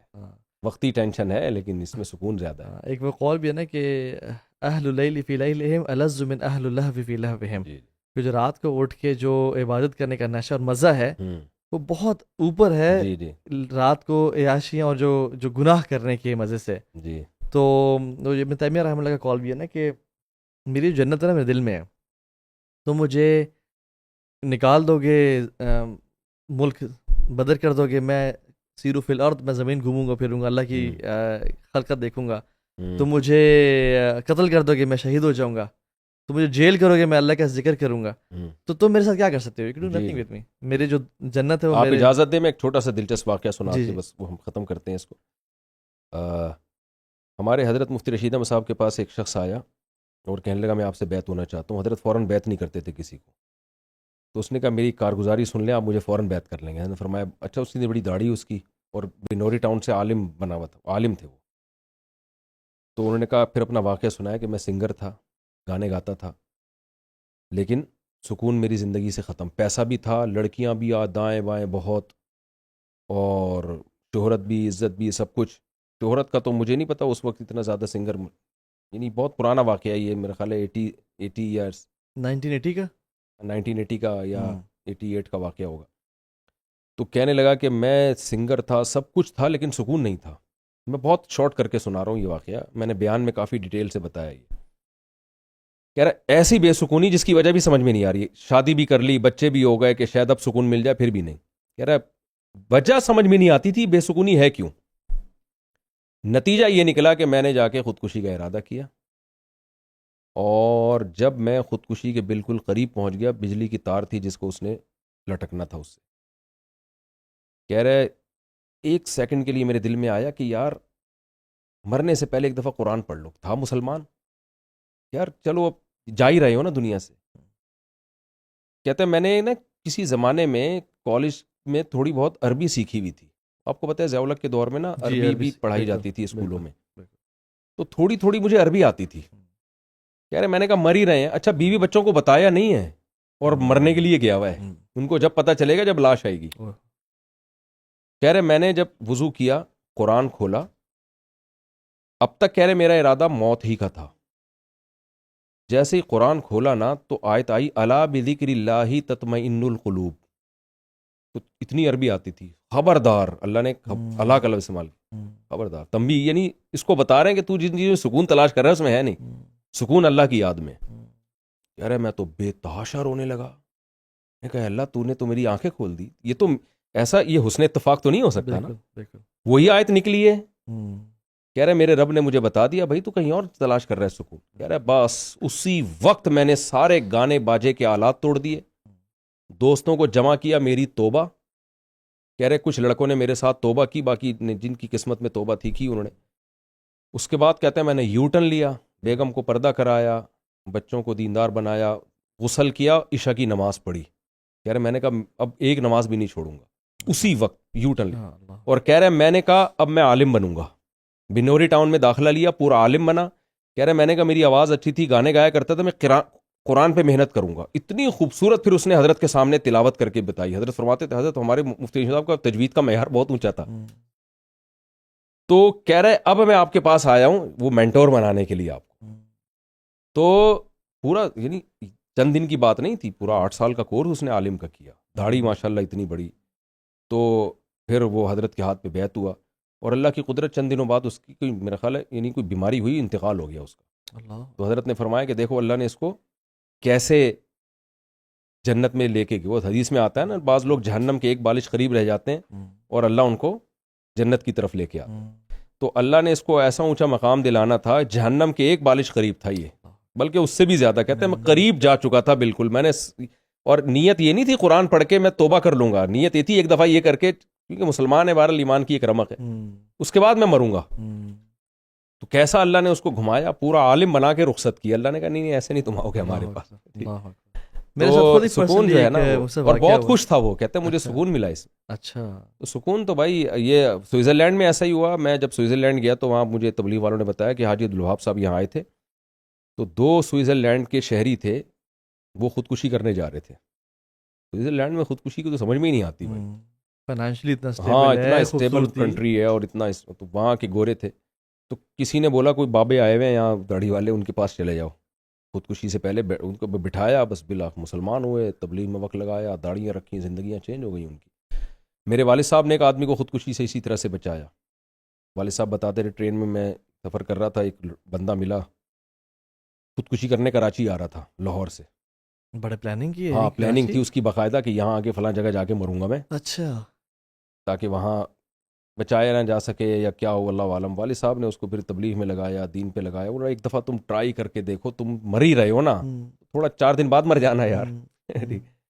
پھر اس کا خط والد صاحب کے پاس آیا 4-6 مہینے بعد. میں نے یو ٹرن لیا اور میری تو زندگی بھر گئی, میری زندگی میں خوشیاں اور بہاریں آ گئیں. اس نے والد صاحب کو خط لکھا, آپ کا میں زندگی بھر احسان نہیں بھولوں. اس وقت خطوط کا دور تھا. تو جو بھی ٹینشن میں ہے, ڈپریشن میں, بھائی ایک دفعہ آؤ تو صحیح, کشتیاں جلا کے آؤ, ٹرائی کرنے کے لیے نہیں آؤ. وہ بھینسوں والا قصہ کہ جی میں نماز پڑھ کے دیکھتا ہوں بھینس زیادہ دودھ دیتی ہے کہ نہیں دیتی. وہ بار بار ہوا تھا نا ایک آدمی کے ساتھ, وہ ٹرائی کر کے دیکھ رہا تھا. اچھا, امام صاحب نے کہا تھا نماز پڑھو تو بھینس زیادہ دودھ دے گی, جب نماز پڑھتا تو بھینس مر جاتی. امام صاحب نے کہا اللہ تمہیں آزما رہا ہے, دوبارہ ٹرائی کرو. ظہر پڑھی تو ایک اور بھینس مر گئی. تو ایک بھینس کا بچہ نا بہت چیخ رہا تھا, کہہ رہا ہے چپ کر جا, تو خالی 2 نفل کی مار ہے. تو ٹرائی نہ کریں, کشتیاں جلا کے اللہ کی طرف آئیں, سکون ہی سکون. میں خود مصعب اسی بات پہ ختم کریں گے. میرا پرسنل واقعہ ہوا کہ مجھے نا دبئی میں ایک ہمارے لسنر تھے, اسٹوڈنٹ تھے, انہوں نے مجھے کال کی کہ تو ہاں بھائی ہم آپ کے لیکچرز نا دبئی میں آفس میں بریک میں سنتے ہیں. تو ہندو بھی ساتھ ہیں, مختلف ڈفرینٹ ریلیجنس کے, کرسچنس ساتھ ہوتے ہیں. تو ہندو چونکہ اردو بولتے ہیں تو ان کی آپ کو سمجھ آتی ہے. تو ایک لڑکا ہے روہت, ہمارے ساتھ جاب کرتا ہے, جی, وہ آپ سے بات کرنا چاہ رہا ہے. میں نے کہا بات کرائیں. اچھا اس نے مجھ سے بات کی تو کچھ سوالات تھے, کچھ سوالات کا جواب دیے, تو مجھے ایسا محسوس ہوا کہ یہ نا کافی ٹائم سے سن رہا ہے, لوگوں کو نہیں بتایا ہوا بٹ یہ سن رہا ہے, اس کے یعنی ریلیجیس نالج اس کا بڑا ہوا تھا. اور وہ تو وہ کہتے ہیں توہا بھائی میں نے نا, توہا وہی یعنی جو انڈین ہے نا, میں نے دین قبول کرنا ہے. میں نے کہا بڑے جلدی اس نے ارادہ کر لیا. میں نے آپ کو کوئی پریشرائز تو نہیں کرا؟ کہتے نہیں. فورس تو نہیں کرا آپ کو کوئی؟ کہتے نہیں. میں نے کہا آپ کنفرم ہے آپ نے دین قبول؟ کہتے جی میرے سارے کنفیوژنس کلیئر ہو گئے اور میں کافی ٹائم سے لیکچرز وغیرہ سن رہا ہوں, اب مجھے کلمہ پڑھانا ہے. میں نے کہا اچھا پڑھیں اشہد ان لا الہ الا اللہ واشہد ان محمد رسول اللہ. اس نے پڑھا اور وہ رونا شروع ہو گیا کال پہ ہی. میں نے کہا سب خیریت کیا ہوا؟ کہتے کہ مجھے ایسا محسوس ہو رہا ہے کہ میرے کندھوں سے نا بوجھ اتر گیا ہے, میرا جو سالوں کا ایک پتہ نہیں کچھ میرے ایک بوجھ سوار تھا نا, آئی فیل سو ریلیکسڈ اور خوش. تو میں نے کہا الحمدللہ یہ آپ اس دین میں داخل ہوئے ہیں جو کہ انسانیت کی نجات کا باعث ہے اور اللہ کے نبی کا دین ہے. تو کہتا ہے کہ شکریہ جزاک اللہ. میں نے طلحہ بھائی سے بات کی, میں نے کہا یار آپ نے نا اس کو اپنا دوست بنا لو, چھوڑنا نہیں ہے اس کو بھی, آپ نے نماز کا طریقہ سکھاؤ, روزے کا وضو کا طریقہ سکھاؤ, اس کو اپنا بڑی بنا لو. ابھی میں بات ہی کرتا تو اس نے دوبارہ فون کھینچا اور کہا کہ میرا آپ نام رکھو تو. ہاں بھائی. میں نے کہا کیا مطلب؟ کہتے میرا نام روہت ہے, چینج کرو اس کو. تو میں نے کہا کہ یار یہ تو بڑا ڈیسیجن ہوتا ہے زندگی کا, اپنے ذرا دوستوں سے مشورہ کر لو, فیملی والوں سے. تو میں کیا رکھوں بھی, مغرب کا ٹائم بھی اذان ہونے والی تھی, میں جلدی میں تھا ذرا. تو نہیں آپ نے مجھے کلمہ پڑھایا, نام آپ ہی رکھو گے. مجھے اچانک سے وہ خیال ہے, میں نے کہا کہ اللہ تعالیٰ کو دو نام بڑے پسند ہیں, ایک عبداللہ اور ایک عبدالرحمن, اور میرا جو بیٹا ہے اس کا نام بھی عبداللہ ہے. میں نے کہا آپ کا نام عبداللہ اور پھر آگے شرما, عبداللہ شرما آپ کا نام. کہتے ہیں ٹھیک ہے الحمدللہ. کال کٹ گئی. اس میں بیان بھی تھا, میں نے اس میں بتایا بھی سی کہ الحمدللہ آج ایک انڈین نان مسلمان ہوا ہے, ہندو تھا وہ. تو اب یقین یعنی کچھ ہی دن گزرے, 2-4 دن گزرے, مجھے دوبارہ کالز دبئی سے بار بار. میں کہیں بزی تھا, میں نے دیکھا کالز آ رہی ہیں, میں نہیں ڈھڑ سکا, ارجنٹ کے میسج آ رہے ہیں. جب میں نے کال اٹھائی تو انہوں نے کہا کہ تو ہاں بھائی آپ کہاں تھے؟ میں نے کہا مصروف تھا. کہتے ہیں کہ وہ جو عبداللہ تھا نا, جو روہت تھا پہلے, کہتے ہیں وہ کل رات اپنے بستر پہ سویا اور صبح اٹھا ہی نہیں, وفات ہو گئی اس کی. میں نے کہا کیا بات کر رہے ہیں یار آپ؟ کہتے ہیں کارڈک اریسٹ ہو گیا اس کو رات کو سلیپ میں, اور صبح ایمبولینس ہم نے بلائی, اس نے چیک کی ہے, ڈیڈ باڈی ہے وہ تو. میں نے کہا انا للہ و انا الیہ راجعون. لیکن مجھے خوشی بھی ہوئی کہ الحمدللہ مسلمان ہو کے گیا. کہتے ہیں تو ابھی عجیب بات بتاؤں آپ کو میں, کہتے ہیں کہ اس نے ہم سے نا جلدی میں نا, اس نے کہا میرا ڈاکومنٹیشن چینج کرو, میرا ریلیجن ہندوازم سے اسلام کرو. اس کو نا کوئی جلدی تھی, کہ ارجنسی تھی, کہ ہم اداروں میں گئے, ہم نے کہا ارجنٹ ہے ریکویسٹ. تو آج دوپہر یعنی کل جب رات کو سونے سے پہلے اس کا کارڈ بن کے آیا ہے, اور آج صبح اس کی ڈیتھ ہوئی ہے, اور اس کا ریلیجن اسلام ہے. اگر یہ نہ ہوتا تو ہمیں اس کی باڈی کو مجبوراً ہندو کمیونٹی کے حوالے کرنا پڑتا اور اس کو جلا دیتے. لیکن یہ کارڈ چونکہ بن کے آ گیا, ہم نے اس بھائی کا, ہم نے اس کو غسل دیا, اس کا جنازہ پڑھا ہے, اور اس کو مسلمانوں کے قبرستان میں جا کے بھی دفنا کے آ رہے ہیں. اور اس نے مجھے وہ ویڈیوز بھیجی, اور میں اتنا حیران ہوا سب سے کہ الحمدللہ یعنی اللہ تعالیٰ کے فیصلے بڑے یہ عجیب واقعات ایسے بہت ہوئے, غیر مسلم مسلمان ہوئے, ان کی موت کا وقت آیا تھا, اللہ نے ان کو اسلام کی توفیق. اللہ اکبر. میرے بچپن میں ایک عیسائی تھے, نوجوان لڑکے, رمضان میں مسلمان ہوئے, اور کوئی بیماری نہیں تھی, 1 ہفتے بعد ڈیتھ ہو گئی ان کی. اور ڈیتھ سے پہلے انہوں نے کہا مجھے مسلمانوں کے قبرستان میں دفن کرنا, اور سب رشتہ داروں کو بتا دیا میں مسلم ہوں, میں غیر مسلم نہیں ہوں, مجھے مسلمانوں کے قبرستان میں, انتقال سے پہلے نا. تو اب ظاہر ہے اسلام کی وجہ سے نہیں مرے, وہ مرنا تو تھا انہوں نے, لیکن اللہ کسی پر رحم کرتا ہے, کوئی نیکی ہو گئی ہوتی ہے. اس کی وہی مثال ہے کہ ایک صحابی نے 100 اور بچیوں کو زندہ دفن ہونے سے بچایا کفر میں. تو نبی سے پوچھا کہ یا رسول اللہ میں نے یہ کفر میں یہ نیکی کی ہے, تو کیا یہ نیکی میرے کام آئے گی, اس کا ثواب ملے گا؟ آپ نے فرمایا اسی نیکی کی وجہ سے اللہ تمہیں اسلام کی توفیق دے رہا ہے. بالکل. تو کچھ غیر مسلموں کی موت کا وقت آتا ہے, موت سے پہلے اللہ ان کو اسلام کی توفیق دیتے ہیں. ریسنٹلی 2-3 مہینے پہلے کہ ہندو میرے ہاتھ پہ مسلمان ہوا یہاں پہ. اچھا الحمدللہ. تو وہ کئی دنوں سے بیان میں آ رہا تھا باقاعدہ, اچھا. ہندو تھا لیکن بیان ہندو نہیں تھا, شاید کرسچن تھا, کرسچن عیسائی. ٹھیک ہے. بیان میں بیٹھتا تھا, لوگوں نے مجھے بتایا یہ عیسائی ہے. میں نے کہا کوئی بات نہیں, بیٹھنے تو بیان میں. 2-4 دفعہ مجھ سے ملا, کچھ سوالات تھے اس کے, کنٹینیو بیٹھ رہا تھا. بالآخر ایک دن آیا کہ میں اسلام قبول کرنا چاہتا ہوں. میں نے کہا دیکھو بھی سوچ لو, کوئی زبردستی, کوئی نہ کہہ رہے نہیں, خوشی سے. ہم نے اس کو کلمہ پڑھایا, مسلمان کیا الحمدللہ. تو میرا پھر سفر تھا بھی افریقہ کا، میں افریقہ گیا ہوا تھا، ساتھیوں کا میسج آیا کہ اس کا ایکسیڈنٹ میں ڈیتھ ہو گئی، چند دنوں بعد ہی کہ ایکسیڈنٹ میں اس کی ڈیتھ ہو گئی، بالکل جوان لڑکا۔ میں کہا یار بس اللہ کی رحمت ہے بھائی تو ہمیں بھی اللہ بس اسی طرح ہی موت تک ایمان کی توفیق دے، تبھی اللہ سے ایمان مانگنا چاہیے اور اپنے ایمان پہ اترانا نہیں چاہیے۔ بعض دفعہ الٹا بھی ہوتا ہے، آپ تو ماشاءاللہ یہ حدیثیں جانتے ہیں، ساری زندگی ایمان اعمال صالحہ پہ ہوتی ہے، کوئی ایسی برائی ہوئی ہوتی ہے کہ اللہ موت میں ایمان کی توفیق چھین لیتا ہے، مرنے سے چند دن پہلے کافر ہو جاتے ہیں، تو نیکیاں برباد ہو جاتی ہیں۔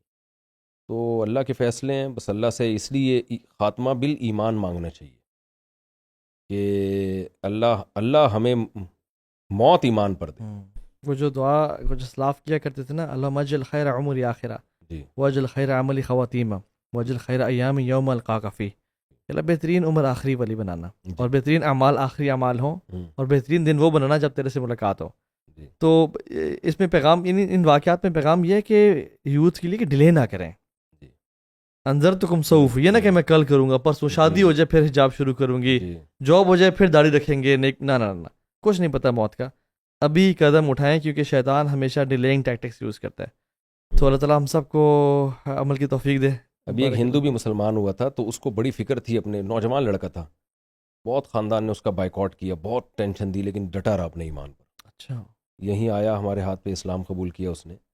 پھر وہ کہتا مجھے اپنے ماں باپ کی فکر ہے، ان کو مسلمان کرنا ہے، محنت کی، نہیں مان کے دے رہے تھے، والد صاحب بیمار ہو گئے، تو کہتا یار اس کفر میں موت نہ ہو جائے، اللہ نے ان کے والد کے دل کو نرم کر دیا۔ اس بیماری میں یوں سمجھیں کہ ایک طرح سے نا ویل چیئر پہ جیسے اسٹریچر نما کوئی بستر تھا، اس پہ اٹھا کے لایا وہ ان کو یہاں۔ اچھا، ہاں، اور ان سے چلا بھی نہیں جا رہا تھا۔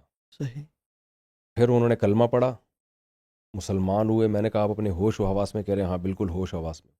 چند دن بعد ان کی ڈیتھ ہو گئی۔ وہ لڑکا اتنا کہ لیکن اس کی والدہ کے لیے دعا کریں، وہ نہیں مسلمان ہو رہی، کہہ رہا میں ان پہ، اسلام اتنی بڑی نعمت ہے نا، ماں باپ کی ایمان پر موت ہوئی، زندگی پر دعا مانگ سکتے ہو آپ۔ بالکل۔ وہ لڑکا کہتا تھا بھائی اگر یہ کفر پہ چلے گئے میں تو دعا بھی نہیں مانگ سکتا ان کے لیے۔ تو جو بھی مسلمان ہوتے ہیں ان کو سب سے پہلے جو مخلص ان کو فکر ہوتی ہے اپنے ماں باپ کی، یار اور کوئی ہو نہ ہو، ہمارے ماں باپ ہو۔ تو میں ان کو دیکھ کے کہتا ہوں ہم کتنے خوش قسمت ہیں کہ ہمارے ماں باپ مسلمان تھے۔ بھائی ہم دعا تو کر سکتے ہیں نا، اگر ہم سے ان کی خدمت میں کوئی کمی کوتاہی ہوئی ہے، دعا کا آپشن ہے۔ اگر ان کے اعمال میں کوئی کوتاہی تھی تو ان کے لیے استغفار کا دروازہ بند ہو گیا، ہمارے لیے تھوڑی بند ہوا ہے۔ ہم ان کے لیے اللہ سے دعا مانگیں کہ اللہ ان کی خطاؤں کو معاف کرے، کیونکہ انسان کے لیے تو سب سے بڑا سرمایہ اس کے والدین ہیں۔ تو آپ دیکھیں نا حضرت ابو ہریرہ مسلمان ہوئے تو کیسے اپنی ماں کی ان کو فکر تھی کہ میری ماں مسلمان ہو جائے۔ حضرت ابو بکر کو اپنے والد کی کیسی فکر تھی۔ پھر بالآخر فتح مکہ کے بعد بڑھاپے میں اپنے والد کو لے کر آئے ہیں، کلمہ پڑھنا چاہتے ہیں، کتنا خوش ہوئے ہوں گے وہ۔ تو میں نے دیکھا کہ غیر مسلموں میں جب مسلمان ہوتے ہیں تو سب سے پہلے ان کو اپنے والدین کی فکر ہوتی ہے۔ ہمارے کچھ آئرہ کے بھائی ہیں نا، ان کے والد صاحب کفر پہ چلے گئے، وہ بڑا رو رہے تھے، بہت روتے ہیں اس بات پہ، جب بھی ذکر آتا نا پیرنٹس کا، ان کے نا آنسو رکتے نہیں ہیں کہ میں اپنے باپ کے لیے دعا نہیں کر سکتا۔ تو اور ہم مسلمانوں کو قدر ہی نہیں اسلام کی، جو مسلمان گھر میں پیدا ہوئے ہیں۔ تو لمز میں ایڈمیشن لینا ایک اور چیز ہے، گریجویٹ کرنا اور چیز ہے۔ تو ہمارا اسلام میں ایڈمیشن تو ہو گیا ہے، اب اللہ کرے گریجویٹ کر جائے ہمیں فری پھوکٹ کا اسلام ملا ہے نا، تو قدر نہیں ہے۔ غیر مسلم جو قربانی دے کے مسلمان ہوتے ہیں ان کو قدر ہوتی ہے۔ جزاک اللہ خیر، سب اپنے ٹائم دیا، بارک اللہ فیک، اللہ تعالیٰ قبول فرمائے۔ آمین۔ السلام علیکم ورحمۃ اللہ وبرکاتہ۔